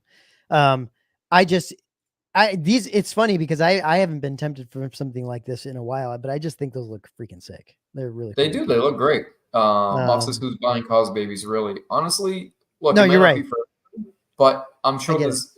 Look, it's like asking who buys Funko Pops. There's people who've been collecting them for years and still are collecting them at a large For rate. sure. And especially as something small that you want to just put up somewhere, like you're saying, it's great. Yeah, like Logan's. He's never seen anybody actually show in their collection that they had a Cos Baby, and I agree. But they can and do look cool. And yeah, like I said, if you want to gift one to somebody or you just have a particular character that you enjoy, just throw it on your desk at work, good to go. I personally think they look better than Funko Pops, in my opinion. Yes, I mean, yeah, but whatever. It's like a sideshow figure and a hot toy. It's kind of Funko Pop, and yeah, that's true. So this is the one you were raving about, Jason, and I know CC you like this one too. But this brought back all the feels, Matt. Like I have like a more mint version, but I still have the original comic from X amount of years ago, quite a ways back to Dave Dorman art, and a few of them, and they're all battered up, and I read them 100 times, and so when I saw this, it was kind of like honestly, I'll be honest with you, I thought it was fake. I thought someone was just kind of like, oh, look at all these May 4th drops. Let me, and if you play look around at the with Photoshop. And if you look at the bottom there, it's from their comic masterpiece. So it's not, it's specifically from the comic books, right? So if people look at this and they're like, what the hell is this? It's like, no, it's from the it's just like BT1 and 000. And so, but this is a little bit more iconic, right? Those are new characters. This is, you have the amazing Dave Dorman artwork when he was doing all the Dark Horse comic covers. Beautiful. The artwork alone is worth having the books. It's got a great story. It's really interesting the direction it goes in and some of the story elements and additional characters that are inclusive of that. So for them to have made this, like I remember when the figures were being re-put out back in the 90s and people started like getting into kit bashing and sort of making custom figures. And this was a figure that people used to make customs of. And I said, oh, wouldn't that be really cool? This would be so awesome to have, Dark Knight Luke. And what if it's kind of like that, what if, wouldn't this be great? And the fact that they actually made it, like I said, when I first saw this, I had such a reaction to it, such a visceral reaction to it, that I thought it was just like a Photoshopped piece. And then when I realized it was real, I'm like, you know what? As much as I don't want to, this might be just for sentimental and just for sentimental purposes. I think this might be something that's worth getting. It's exactly. Look what Logan said. This comic had a huge impact on many legend stories, and the cover is iconic. I 100% agree, Logan, and that's why I literally had like a second take moment with it. This is funny too, and it's good, dude. Look, I get it. It's definitely different, but it is cool that they're bringing some stuff out of the comics, right? Like that's cool, man. I like that. Yeah, that was. It does look freaking badass. Like, I mean, really, all they did. Am I wrong in saying all they did was take Vader's like bottom half? Add Luke to the top. Vader from the waist down and Jedi Luke from the waist up with a popped collar. It's crazy, dude. He looks Diesel there, though, doesn't he? A little bit, yeah. I wonder if if it looked better if you took the padding out of his. They took you know what? It has to proportionally offset the Vader bottom. That's why, because Vader's probably right. Yeah. Yeah, you're probably right. But it's always that what if Luke turned to the dark side? And that's part of the story. Damn. That looks so cool. It's good stuff. I think this might be that rare instance where, I might, I'm on the fence. Obviously, I missed the Artisan one because it was snapped up in like a minute. But I don't care about rooted hair. I don't have a big enough collection of these figures anymore to put that much effort into it. But this is an interesting enough figure where I might display this next to the comic. Gosh, it's so cool. Oh, and you're saying, okay, so you're saying they've got, hold on. You're saying they've got another, do they have another version of this thing? Or am I just the Artisan, this one. Yeah, this is the Artisan version. This is kind of like a JND or. This is like a real hair situation? Yeah. Rooted. Much more detailed. And does Luke look like he got hit by a car in this one? Like, I'm not Mark Hamill crazy about the real hair. I don't know Mhm. why I feel like the sculpted one looks better because it's theoretically the same face, you'd think, the same portrait, but for whatever Do you think reason, I don't know if it's the photography is different. I was just gonna ask you that, CC. You think it's more like the lighting and photography, or I think it's the lighting because like there are certain shots, like the picture showing the rolling eyeballs for the sculpted one. That one photo, I think it was the one on the right. I was like, damn, like that looks like a photo of Mark Hamill. And Do then you guys this, know it what looks the like helmet hair. do you guys know what Ironically, the price difference is? Do you know what that is? it was about $150. It was big, yeah. big jump. And this is, I No. think, it was limited to what, CC? 2,500 pieces, 3,500 pieces. It was I a don't know small about that, edition. but the 150 sounds right. Though to be fair, like I don't remember what because didn't InArt do that where the difference between their sculpted and their rooted hair was about the same. It was like 150 or 200. Yeah, it wasn't a. Honestly, with the work that goes into it, I imagine that's worth it, but I don't know if it's for me. Like I think I would have just went with the sculpted. Wow. Yeah. So after tax and shipping, you're looking at close to 500. Logan says, okay. Artisan version was 3,500 pieces. Dark Red. Moth says, yeah, about roughly 450. But again, factoring in tax and shipping, especially now when they've had the shipping, $30 to ship an $8 hot soy. Mhm. 3,500 pieces. I mean, that it was gone in a minute. It was gone in a blink of an eye. But this is a situation where I feel I agree with you, CC. I don't know what it is. I don't know if it's just the hair particularly, but I think the sculpted hair version looks better than this. And again, I mean, when it's in person, that's a bigger difference than looking on a screen.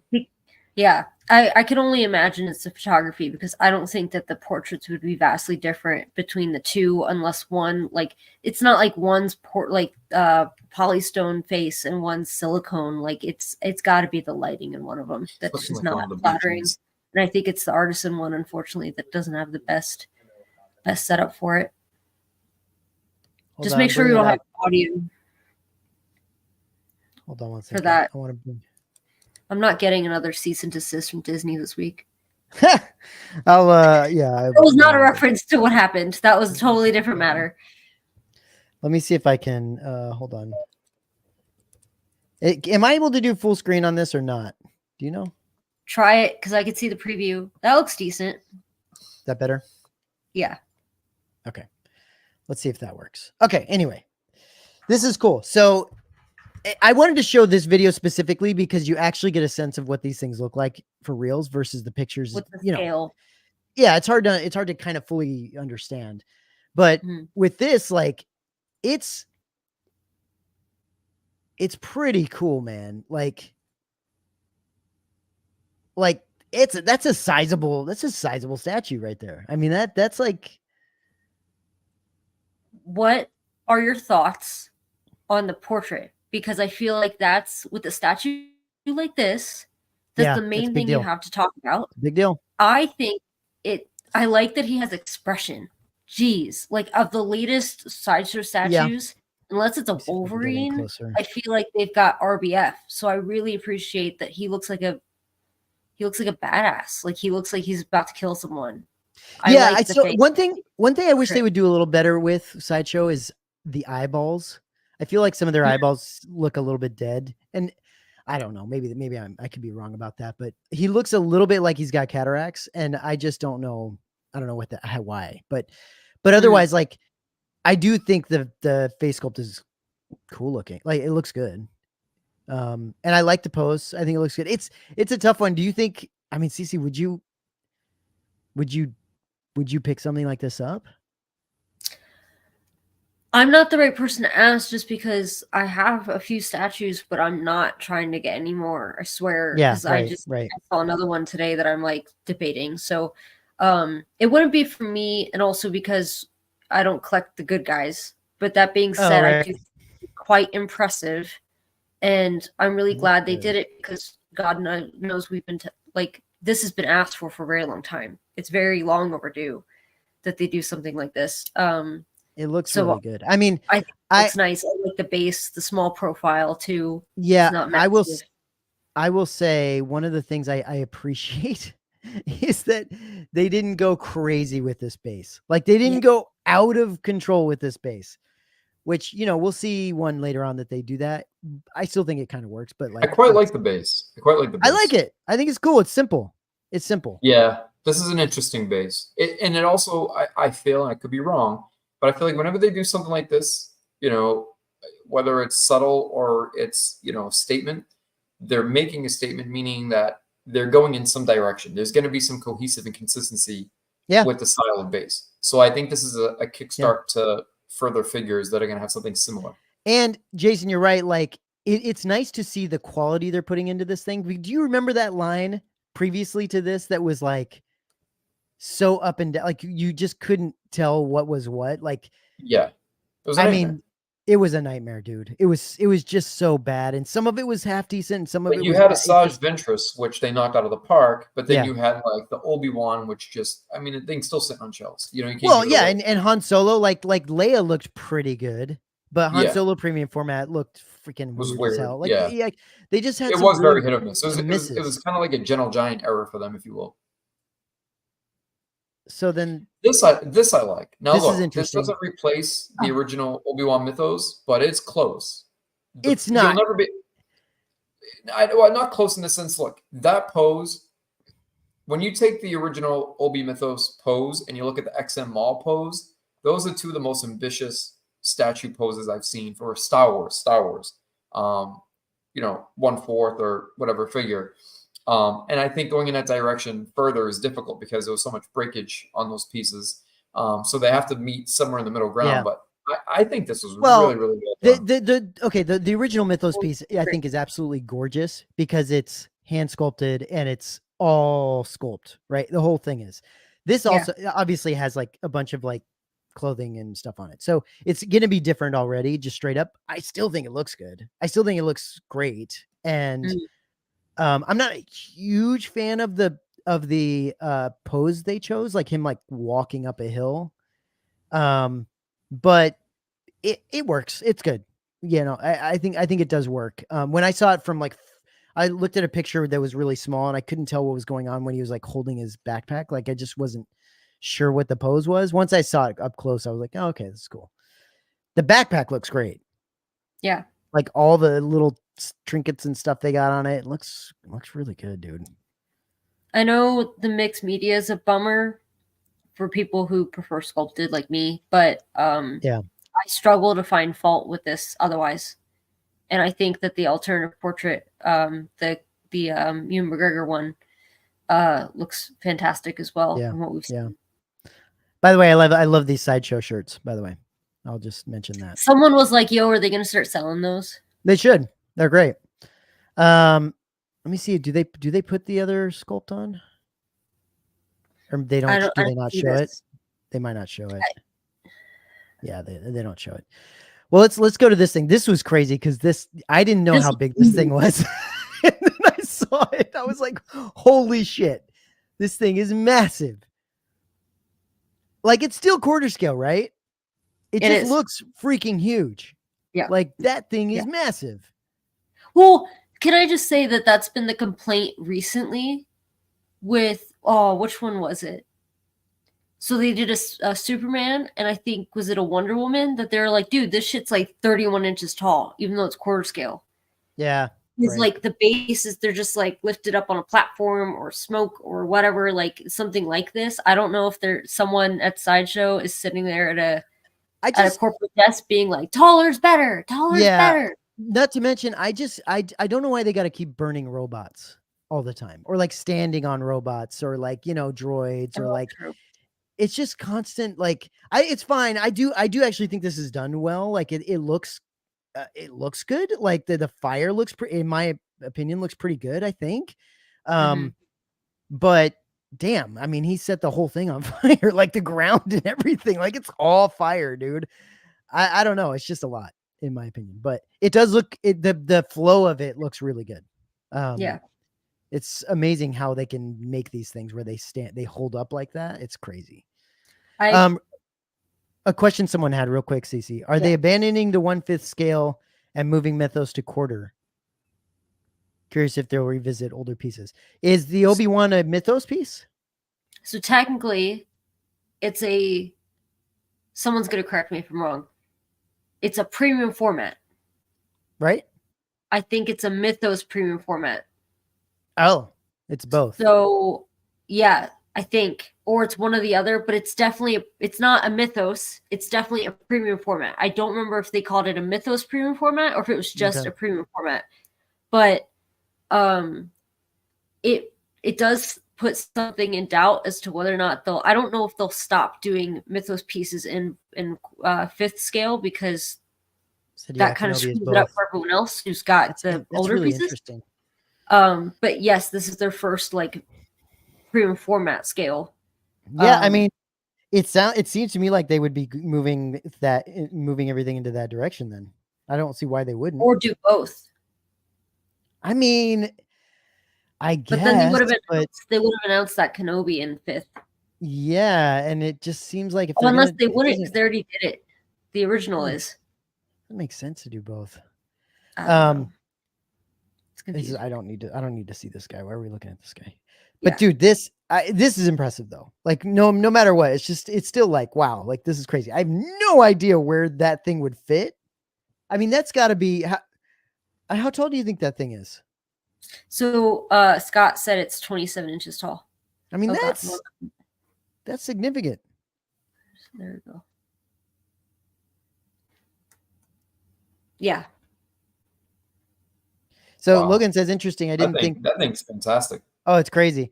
Logan says interesting. I didn't think people were fond of the fifth scale, but they waited quite some time to make this change. So I don't know if people are necessarily fond of the fifth scale, but that's what the line is. That's what the Mythos line is. And so it's kind of weird for them to change that. And so now if this is just a new line of them changing that, like that Obi-Wan Mythos piece, in my opinion, couldn't sit next to the other Mythos pieces. It would look weird. It'd just be strange. But maybe that's a better way for them to get more detail and stuff into things. So they want to move it that direction. I don't know. Moff says there's supposed to be a Nihilus coming too. I did see that. So the Nihilus, they teased, they had kind of like concept sketches of the Rex, the Nihilus, the Luke, and was that it? That they debuted at San Diego Comic-Con last year. And the only one we didn't see, because I was kind of hoping we would, is the Luke. But that's the most, in my opinion, ambitious as far as the style goes. It's the one where, I know you've seen the pictures, he's like stepping off the ladder that goes like at the end of the X-Wing. Like it's like he's just gotten out of the X-Wing and he's going down the steps. So it's kind of got that almost like the new Boba Fett premium format where it's got like the carbonite behind him, but it's Boba Fett holding it up. It's like that, where it's going to have like a panel from the X-Wing to give Luke context of him coming. I think the idea is really, really cool, but it doesn't surprise me that might be like eons away just because of the development of it to make sure there's no leaning issues. People mention leaning issues with this. I don't know. Yeah. I don't. Jason, did you see this thing close up? Just what we're seeing here and then a few pictures online. It's crazy. It's interesting. They don't turn this thing around. I'd love to see the other side of it, but they don't really turn it around. Where it keys in and stuff. I like the look. I'm not a clone trooper collector, but I like the dynamic pose on this. It's really cool. It's ambitious. Yeah, it's ambitious, and it's not something that they normally do. I agree, though. The burning robots or whatever that is, it's dude. They burn everything, man. And this one's like that get stepped on or burnt. It's like it's such dude. This one's like he poured gasoline all over everything, and then he took off. Like everything is burning below him. Like it's pretty nuts. I think it's a little too much in my opinion, but at the same time, I do think it's done well. Like I would also tone down. Still looks good. I think if this is something that I purchased, I would just I would take the airbrush and kind of tone down the brightness of that fire. Tone down again, I don't know. It kind of works with the colors, the white and the blue. It's cool, man. But I think it's a little too. I mean, I know a couple people. I myself even did it with the original Mythos Vader, who's very orange with that reflection. I feel like this kind of has a little bit of that issue there, but again, it's all, personal. Because these look fantastic. Okay, so they do have Just showing you these ones. I didn't catch this guy. What's the trooper's name there from the video game? With the blue, oh, the blue. black? Yeah. No, it's a what's it called? I can't remember what it's called. But yeah, I know what you're talking about. I Yeah, posted these it. look You're great. talking about this guy. I know that Biker Scout's been up for pre-order for a while, but is he up for pre-order yet? This one? Some people took issues with the sculpt or something, like the helmet not looking right, or some pieces not looking right on this, if I remember I think correctly. he's technically more beefy or more like Yeah, Commando. Commando. Okay. Commando. Commando. Is he up for pre-order already? Like I didn't. This is the first I don't time I'm know. seeing It might just be a preview. Also, can I just say, Hazard Blue, will these be at Tokyo Celebration? Figure Don't out. bet on it, because Sideshow was not in London, so I don't know Are why they they not- would be. Are, do you, That's right. are they not going to go to Tokyo though? Why would they go to Tokyo? I don't know. Yeah, I don't know if it's after I don't know. after I don't know. the pandemic. I just don't know if it's financially reasonable for them to do that anymore. We don't But want those to see things, people. those look great. Those all look really good. I mean, yes, Revan. That Revan fantastic. Revan looks a little. I don't know. It doesn't look. I think it I looks would. great. I would prefer to have Revan in statue form because you could have some badass pose with like his cape going all over the place. That doesn't look as good to me, but some of these other Star Killer looks phenomenal. Star Killer, dude. Someone preferred it as beefier, like what we saw. Yeah, I think. Yeah, maybe the armor. Logan says the armor, but from what I remember of the character, he definitely was larger and more. Yeah, definitely more beefier and such. Hot Toys needs to make damn Death Star Trooper. I know. When I remember seeing that thing back in 2017, 18 with the console. I mean, I agree, Moff. That thing, if that came out today, that would be one figure that I would definitely buy just because I've been wanting that since I started collecting Hot Toys. That was such a tease. Darth's saying the Republic Commandos from Bad Batch. Oh, okay. Well, I know he's like on the cover of a game, right? From quite a ways back. Listed as Imperial Commando, but yeah, okay, apparently Republic Commandos. But makes sense. But I know he's definitely from the game series, which is probably why he's next to the Biker Scout, because the Biker Scout's in the video game as well. Now, I'm confused here. Is the Mace Windu, is he new? I have no idea. Mace. I thought he was already either out or up for pre-order. And same thing with Maul. That's what I was going to say. I got cut off because I had to tend to something. But with Maul, they came out with the DX16 with the rolling eyes. They had with the speeder, the non-speeder, and I had the original one with the speeder. I couldn't figure out the difference other than the head sculpts on the Maul. Maybe it's just the 25th anniversary. So no, okay. So the Mace Windu, I don't think is new. Like I think it went up for order. I remember looking at pictures of the portrait, like somewhat recently, like within the last year. So I think Grogu can suck a giant. I was like, "What did I say?" And then I forgot it was Grogu on the screen. Sorry. The Maul, the difference is it's an updated portrait, is my understanding. Mm-hmm. I don't know about any other differences other than they said that like it's a better updated portrait, and it's the anniversary. I don't know if there's any differences to the bike. It's technically not re-released. They did make improvements. Okay, so that makes sense. The anniversary and then some additional upgrades. Yeah. And then just go over some comments. So this is pretty cool. The little lights on the sides and stuff. That's pretty cool. Yeah, but this is an older piece too, right? I mean, this is something I had years ago. It might be something they updated. I don't know.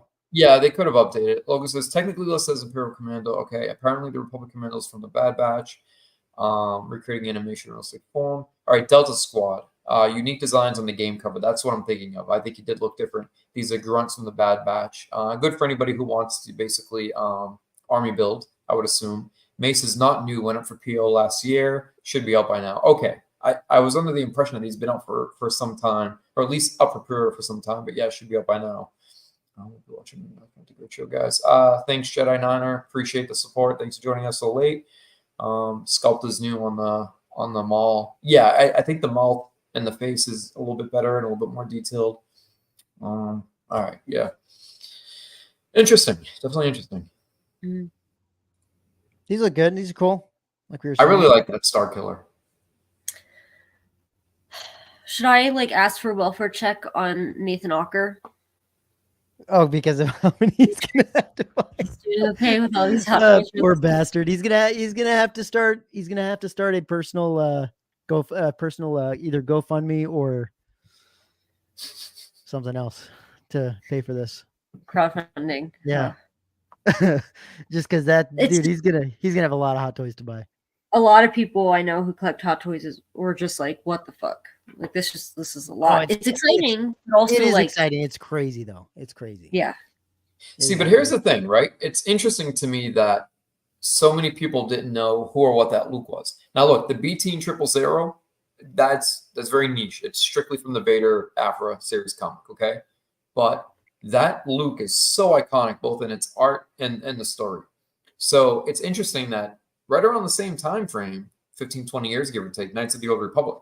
But Revan has so much more of a recognized, he's so much more recognized as a character because of how aesthetically appealing he is. So it's interesting to me that they both, are iconic characters in their own right for different reasons, but almost, I don't want to say nobody, but a lot of people didn't realize who Luke was, and so many people immediately, wow, Revan, where Starkill is a little bit on the newer side, but again, still a unique piece, but more aesthetically appealing.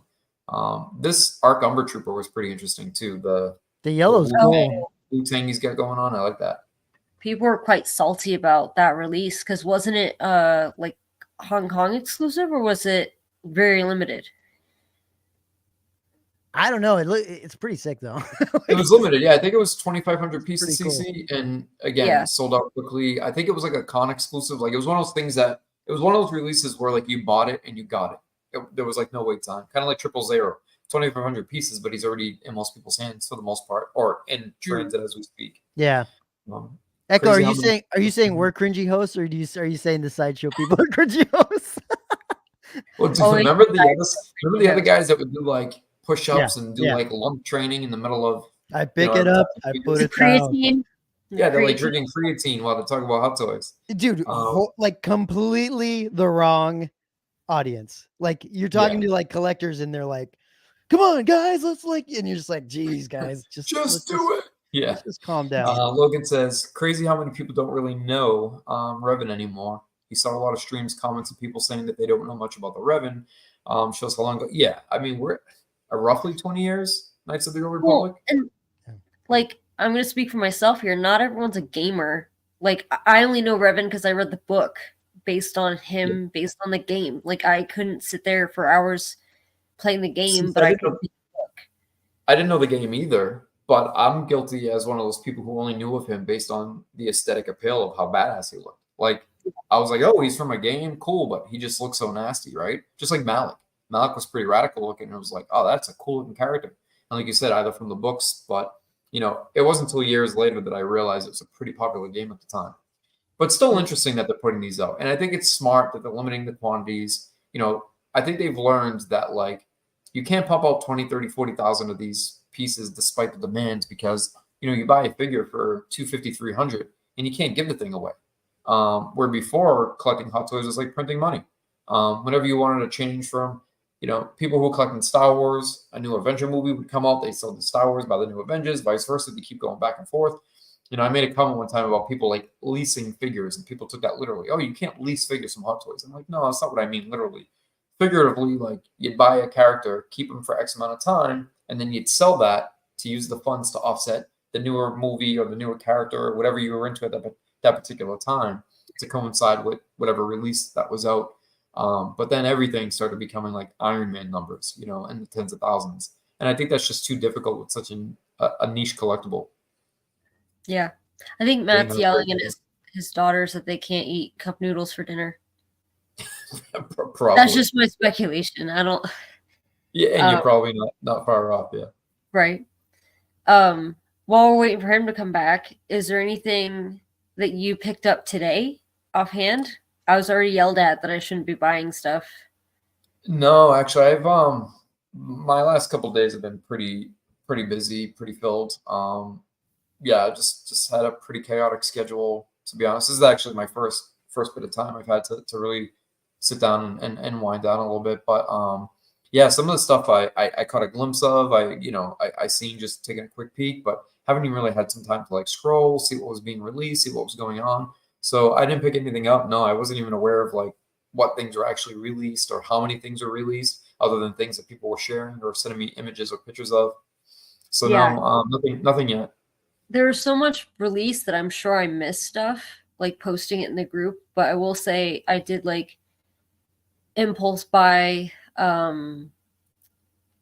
wish I had one next to me. They're kind of like Yetis, but they're called Turbises. Okay. And that's like kind of local to where I'm from in Florida.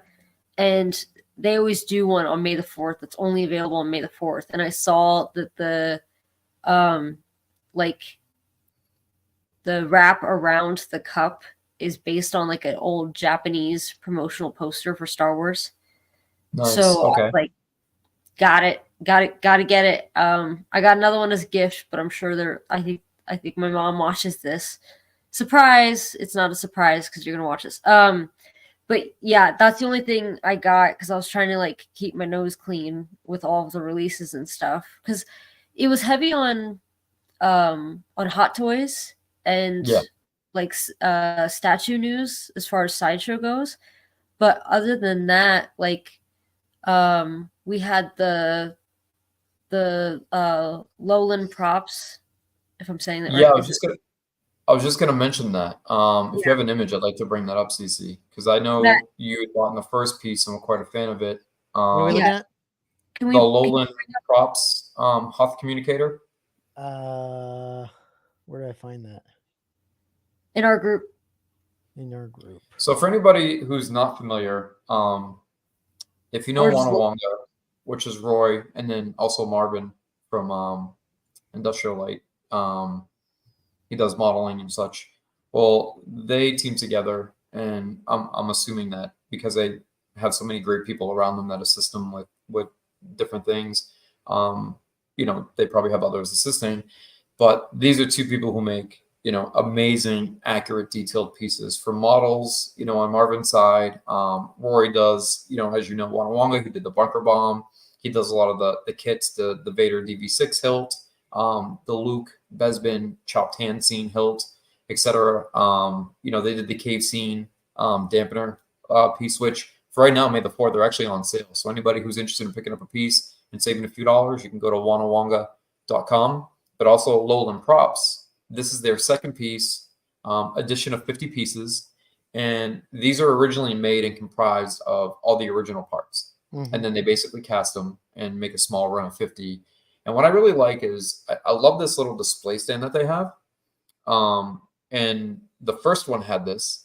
And I like the consistency there, right? Because kind of like the maquette series, if you will, it has its own little way of being displayed. And as each new release comes out, they can kind of be displayed together. And it's such a great way to take a nice little prop or a piece of a costume or whatever it may be and have that on display as a nice replica.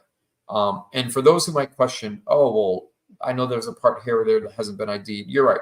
If there's something that hasn't been ID'd, which I think is only one piece on this entire prop, obviously it's been recreated to the best of their ability. But I mean, guys, this is just shy of top tier quality. I mean, this is amazing stuff. And I think CC, you can speak from experience because you purchased and owned the first piece as well, right? Yeah, I have the badge set, and I do really like the presentation. Like that stand is metal. It's not. I don't know why I thought I was expecting something like acrylic, but it's metal, and I love that the quilted fabric gives it a lot more context. Like obviously, the second he showed it, I was like, it's got to be something Hoth related, obviously. Yeah. But then looking at it in that context with the photo of Luke, like it makes a lot more sense, and it looks like the difference too is not that I think it matters to most people, but maybe it does, is the badge set was removable from the base. Like it's magnetic. So if you wanted to wear it for like trooping purposes, you could. This one, cool. because of the clear fishing line that's attached, I don't know how easy it is to do that with this one, but do you remember off the top of your head what these are limited to? Is it 150? No, the limit's only 50 pieces. Yeah, Okay. limit's only 50. And I know that Matt, I think if you go to the site, you might be able to pull up the first one. I'm not sure. It might be images of the first one. I know that there's maybe a handful left. So anybody who is just now becoming aware of this, the first one was an edition of 50. And like CC said, what helps give it context is that base / presentation stand. The first one was basically what they called the badge, right? So if you look at it, it's across a number of uniforms, but if you look at Billy D, right? Lando on Bespin, the pieces that are on his collar and on his arm. So it has the same material, just like this Hoffman Yeah, stuff. right. It has that same material on the backing, and then the pieces rest on that. Again, made from all the original model kits, placed together exactly as it was done in production, cast edition of 50. And I think they have a handful left. I think they have maybe 5 or 6 pieces left after talking to Marvin the other night. So this is a great chance for anybody who's interested in this, or after the third or fourth release finds out and says, oh man, I missed the first, the second, or third one. I got to backtrack. Now's the time to, not only maybe grab the last two of the first one and then also the second one, because I think they're priced right around 150. And that addition of 50 and they're being recreated, true to form, you can't beat it. It's fantastic. I think it was a little higher. I think it was like 179. Was that all in, I think? I think so. Yeah. I think I remember that being the price, but I will say like the packaging was really great. Like the presentation with the certificate and everything signed was really nice. I think they did an excellent job with the first one. Yeah, I can't think of two better people that, have their, have involvement in this. I mean, I think the level of quality and detail, again, and this isn't something that's just been churned out. I mean, this is something that's been worked on and studied and, detailed for quite some time to get it just right. But great time to drop it for May the 4th. It's just nice to have something a little extra or different. Great time to drop this, Jason. I can't remember this dude's name for the life of me. Half Man. Well, no, this is if anybody remembers, this is Rex. Right. No, he's got like a legit name, I thought. Because I thought that's what Half Man Rex. Everybody teased that like George meant this guy to turn into Rex further down the line, and yeah, sure. I think his name's like Slant. That's a great. Are we? Is that what we're doing? We're just making up words. I think I forget garbage. Name, but he named him something on the Gentle Giant website. Monocle. Nick. It was Nick. Is the first name. Nick Slant. Nick Slant. I don't. He looks like a guy who would help you change a tire if you like pulled over in the stress on the highway. And give you a story about how he used to do all kinds of drugs in the 60s. Yeah, totally. No, it looks pretty good though. It's not a bad looking piece at all. I like it. No, it looks good. I like it. Actually, yeah, I think this is decent considering. I just don't like the half things, the half people situation. I don't like that. Van Sant, maybe. Gussie Van Sant. Oh, I freaking love it. I have no idea. Yeah, I don't know. Is there anything else, guys, that you want to look at? I mean, we've been talking for a while. I don't know what else there is. Two things I want to discuss before we leave. Yes, please. One, I'm going to beat a dead horse. Okay. Can we mention that Matt Ferguson's poster is still available till Sunday? Sure. Yeah. You just did. Was that it? Well, I mean, you're talking about the Phantom Menace. The Phantom Menace. Yeah, you're talking about that poster, which I'm sure everyone knows about. It's a beautiful poster. It really is, and it comes in what, two variants? Are there two different variants? Well, they're both the full color versions, but you can have the option right now of the title being in English or Japanese. The like black and white with Popsicolor variants sold out pretty quickly when they went up on, I think it was Tuesday. And then they had a private sale on Monday for anyone who had ordered the previous ones, anniversary posters. But of course, like he'll get artist proofs eventually. And they're typically, someone asked me, and I think I did the math. Like, I think artist proofs typically tend to be like 10 or 20% of the full run. I think it was 10%. So if they do like 1,000, 2,000 of these, like they did with Return of the Jedi, he's going to end up with a decent amount of artist proofs. Right. For anyone like me who's curious, because I plan on going to the Vice Press Open House convention in the UK in June. He would not get these in time. So like Bottleneck will not be done printing these. So if you plan on getting one in person, like an artist proof, that's not going to work. When do you think CC they'll ship? I have no idea. It's going to take a minute. I'm pretty sure that they're using the same print. I think it's DL, or the screen printers. They're using the same printing company that has done all the anniversary releases because they understand that they can deliver decent quality with such a large amount. I think they're saying 8 to 10 weeks, which is typical. I just have to figure it out because I'm a big proponent of if you guys get something through Bottleneck at some point, I'm a huge proponent of going to doing their framing because I think it's worth it and it's a very reasonable cost. And basically you have to essentially when you buy something, you have to now just go and buy a frame of the same side that's going to fit that same print and they'll match it up essentially is what they do. So I need to do that because all mine are framed through them. I don't think a lot of people are aware of that or knew about that. But they'll do it. So yeah, it's great that I'm glad you shared that. So so what's the exact step? Like you go to the website. Yeah, so it says how it works. Purchase any print and then follow the link at the bottom of this page to purchase a frame to match. Okay. So we frame the print and deliver it ready to hang. So yeah, and the nice thing is you have some different options. So if you go to start framing, you have some different options: black maple, white maple, natural walnut, and then you go through, the sizing, and you can do standard, non-glare, UV. But you're talking about like non-glare UV 285. That's not bad, like at all. No, that's fantastic. Yeah. And just a straight up normal framing without the standard is 265.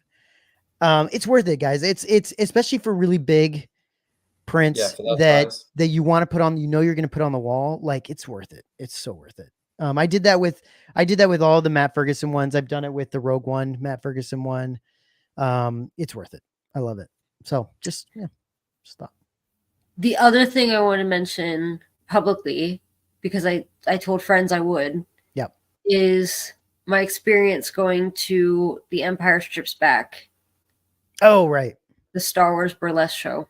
Empire Strips Back. That's the official name. Yep. They don't mince words. I loved it. Like I went with friends, coworkers, and I thought it was great. And Jason said he was thinking about going when it comes to Boston. I thought it was fantastic. And I really recommend it. I picked up some posters because of course I had to. Like my friend gave me 2 of them and I love them so much. I got some for gifts and I got a t-shirt as well that I'm going to see if I can get away with wearing at Tokyo Celebration because it's in Japanese and stuff, but also has a scantily clad woman on there. But yeah, I thought it was really like tastefully done, but hilarious. And we're talking like I mentioned this, we talked about this. We're talking about what? Like what level Matt was hoping it would be more like Cirque du Soleil. No, like what level of burlesque are we talking about, CC? Like so like I think the whole point of burlesque is you don't actually see anything that would get you arrested. So like if you're out in public. So there's the worst you're gonna see are like pasties. Okay. And like I don't think I think even more clothing than thongs, if that makes sense. Yeah. I will say, surprisingly, Palpatine like whipped his dick out. Like, but it was like smaller than what Jason got for Christmas. It was like, was it like Dirk Diggler? Okay, it was like real. It was like a lightsaber type of whip out, like, but it was fake. It was wrinkly. It had balls, but it was like prosthetic. And then he like, Matt, he was doing one of these. He jumped on a disco ball that was wacka. like the Death Star. To I came in like a wrecking ball. By Miley Cyrus. It sounds, CC, like a private party you went to. It sounds like you went to a private party instead of a No, burlesque there show. was like at So- least 100 people there. Crazy. So for the advertisements that I was seeing, the Jabba looked really weird and kind of creepy. Oh, Is that was hilarious. Yeah. That was I mean, for what it is, because it's unlicensed and it's a parody and all this sort of stuff, like the production value is pretty good, but like the job That's a good question. How are they allowed to do that? It's a parody. It's because it's a parody. Yeah, it's a parody. Yeah. Oh, Parody okay. is So like just it's like Saturday Night Live being able to do satire, whatever. Or like us Interesting. talking shit about companies and stuff. Like we're allowed to give our own opinions or like whatever. Yeah, like right, totally. so yeah. They do have to say that they're not like it's a parody and Yeah, it's a right. satire and like I unfortunately had to be said that they're like, don't be gross. Don't be fucking gross. Like don't scream like show me your tits, like take it off, like that kind of stuff. Which thankfully none of that happened, but like I had never been to a burlesque show, but if I'm going to go to one, it's going to be Star Wars. Like that's what's going to get me to go. Right. But I did think like it's like almost like they had something for everyone. Like they had some that were more like comical, like Palpatine. I should try to find pictures to send to you guys. That's so funny. CC, I'm looking at the tickets right now. So it's going to be in Boston between July and August. Changed my life. And I gotta say, tickets are between 119 and 154. So I Is think that- mine was 70 for today. It might just honestly, it might just be because it's Boston, but yeah, geez, I wasn't expecting to pay $50 for a seat per seat. No way, dude. Well, it could be Yeah. like the day and stuff that you're going, but yeah, like for May the 4th, we went at like, mind you, I got off work and went straight to it. It was like 4:00 in the afternoon, which the guy even made jokes about the MC, who was Eric Calrissian, Lando's nephew. It was like some guy who was dressed like Lando Calrissian. But like I said, I thought it was really fun, and I've seen like looking on their website, they've gone to like Australia and stuff like that. Like Yeah. it looks like they're a big deal. They were in I want Denver. to say they were out this way. Not too long ago because I think I saw some ads for that. Loja Claus says literally changed their life and it was fantastic, best thing ever. And it says, yeah, pro tip, don't be an idiot. What does he mean by that? Like don't shout like take your Jedi robe don't off. be like offensive or yeah. Yeah, like they had to say like, hey, if you've never been to a burlesque show or whatever, like don't shout out like take it off or like dumb Don't be stuff. Logan says that part. Sounds That like part's something- someone love that accidentally scene in- downloaded on LimeWire. That's such a great line. I haven't heard LimeWire in a long time. It is. It sounds like something you definitely would have downloaded Off of accidentally someone's on LimeWire. MySpace. Right. It reminds me of Holy that scene in I love that scene in 40-Year-Old Virgin where he's saying like, oh, Harry this and all the, and then he's like something about Raymond. He's like, don't know why, that's just a good show. Like he's like, oh, that's the whole box of porn. He's like, that's just a good show. I just recall this is a good show. I love that movie. Well, there's one scene that my friends told me that they didn't do this time. Oh, because this is how great this was. So my coworker, we both had seen ads for it, and he was like, my wife and I are gonna go. Do you want to go? And I was like, I kind of don't want to like third Do you want to wheel have a you threesome guys. afterwards? That's okay. I just didn't like I wasn't sure if that was like Inappropriate. it's not something I want to do by myself, but I also didn't want to be like a third wheel. If it was a bigger group, then maybe. Right. But so they went, they loved it. He picked up the 2 posters for me because it's me. And when they're walking out, his wife was like, so do you think you could ask Cece if she'd want to go? Because I definitely do this a second time. So when I went, shit. that was their second time going. So they're telling me all the things that were different. They're like, so the dude who was emceeing was totally on edibles the first time, and he was talking about how he was on edibles and like not handling it well because he had just gotten to Denver. And there's one part where like Leia's dancing and R2's involved. It's kind of like that New Hope, like a play on that scene where she's like doing the message. And at one point, like she's dancing, and I guess when they saw it the first time, R2 starts like spitting out money at her. Oh my gosh. And that didn't happen for our show. So I was like, I don't know if it was like a mechanical malfunction or whatever, but it was It was hilarious. Dude, what there was a a time to be scene alive. with Greedo, Han, and Leia as Bausch dancing, like all together, the three of them. That's It crazy. was mind-boggling. I loved it. I thought it was great. These tickets include a T-shirt. Is that something that's given with the Oh, dude, entry? that might explain it. I didn't get a fucking T-shirt. I had to pay for mine. These Well, tickets include a dildo. That makes sense. That's good. signed by daughter. Palpatine. Bring your daughter with you. That was hilarious. Like you could tell the ones that were like trying to. There was like a few that were trying to be like super super classy. There's others that were maybe a little more fun, and then there's the Palpatine one, which was just like unhinged. Yeah, that was crazy. like totally for laughs. Holy shit. I think I've seen pictures of that Palpatine before online. I'll try to find them and send them to you, but no, that's fine. Because that's what you want in your inbox. That's fine. You can skip that. Showing like a little nipple or something. Not a big deal. But yeah, I mean, I got my shirt. My shirt was like $35, so that could explain the price. That's the same when we sign off. I'm interested. Yeah. Well, that was the only thing I wanted to. Sorry. Thank you, Cece. No, thank you. About it. That was great. It is good. It is good for people to hear about that because I've seen ads for that all over the place. And it's been blowing up. Yeah, I didn't really know what it was. So yeah. Good. Guys, thank you so much for hanging out with us for a while. Hopefully the next one we do won't be as far away. Yes. And yeah, I'm glad we got to chat MYC stuff, and I'm really happy we got to talk through like all the new release stuff. Like there was a bunch, and I just didn't know when we were get to do it, so that's great. It was fun. I was gonna try to talk about the Acolyte trailer, but it's not even. We can say that. We'll say it for another time. Yeah. And we are going to do Shelter in Space, I think, for that. When is that, Cece?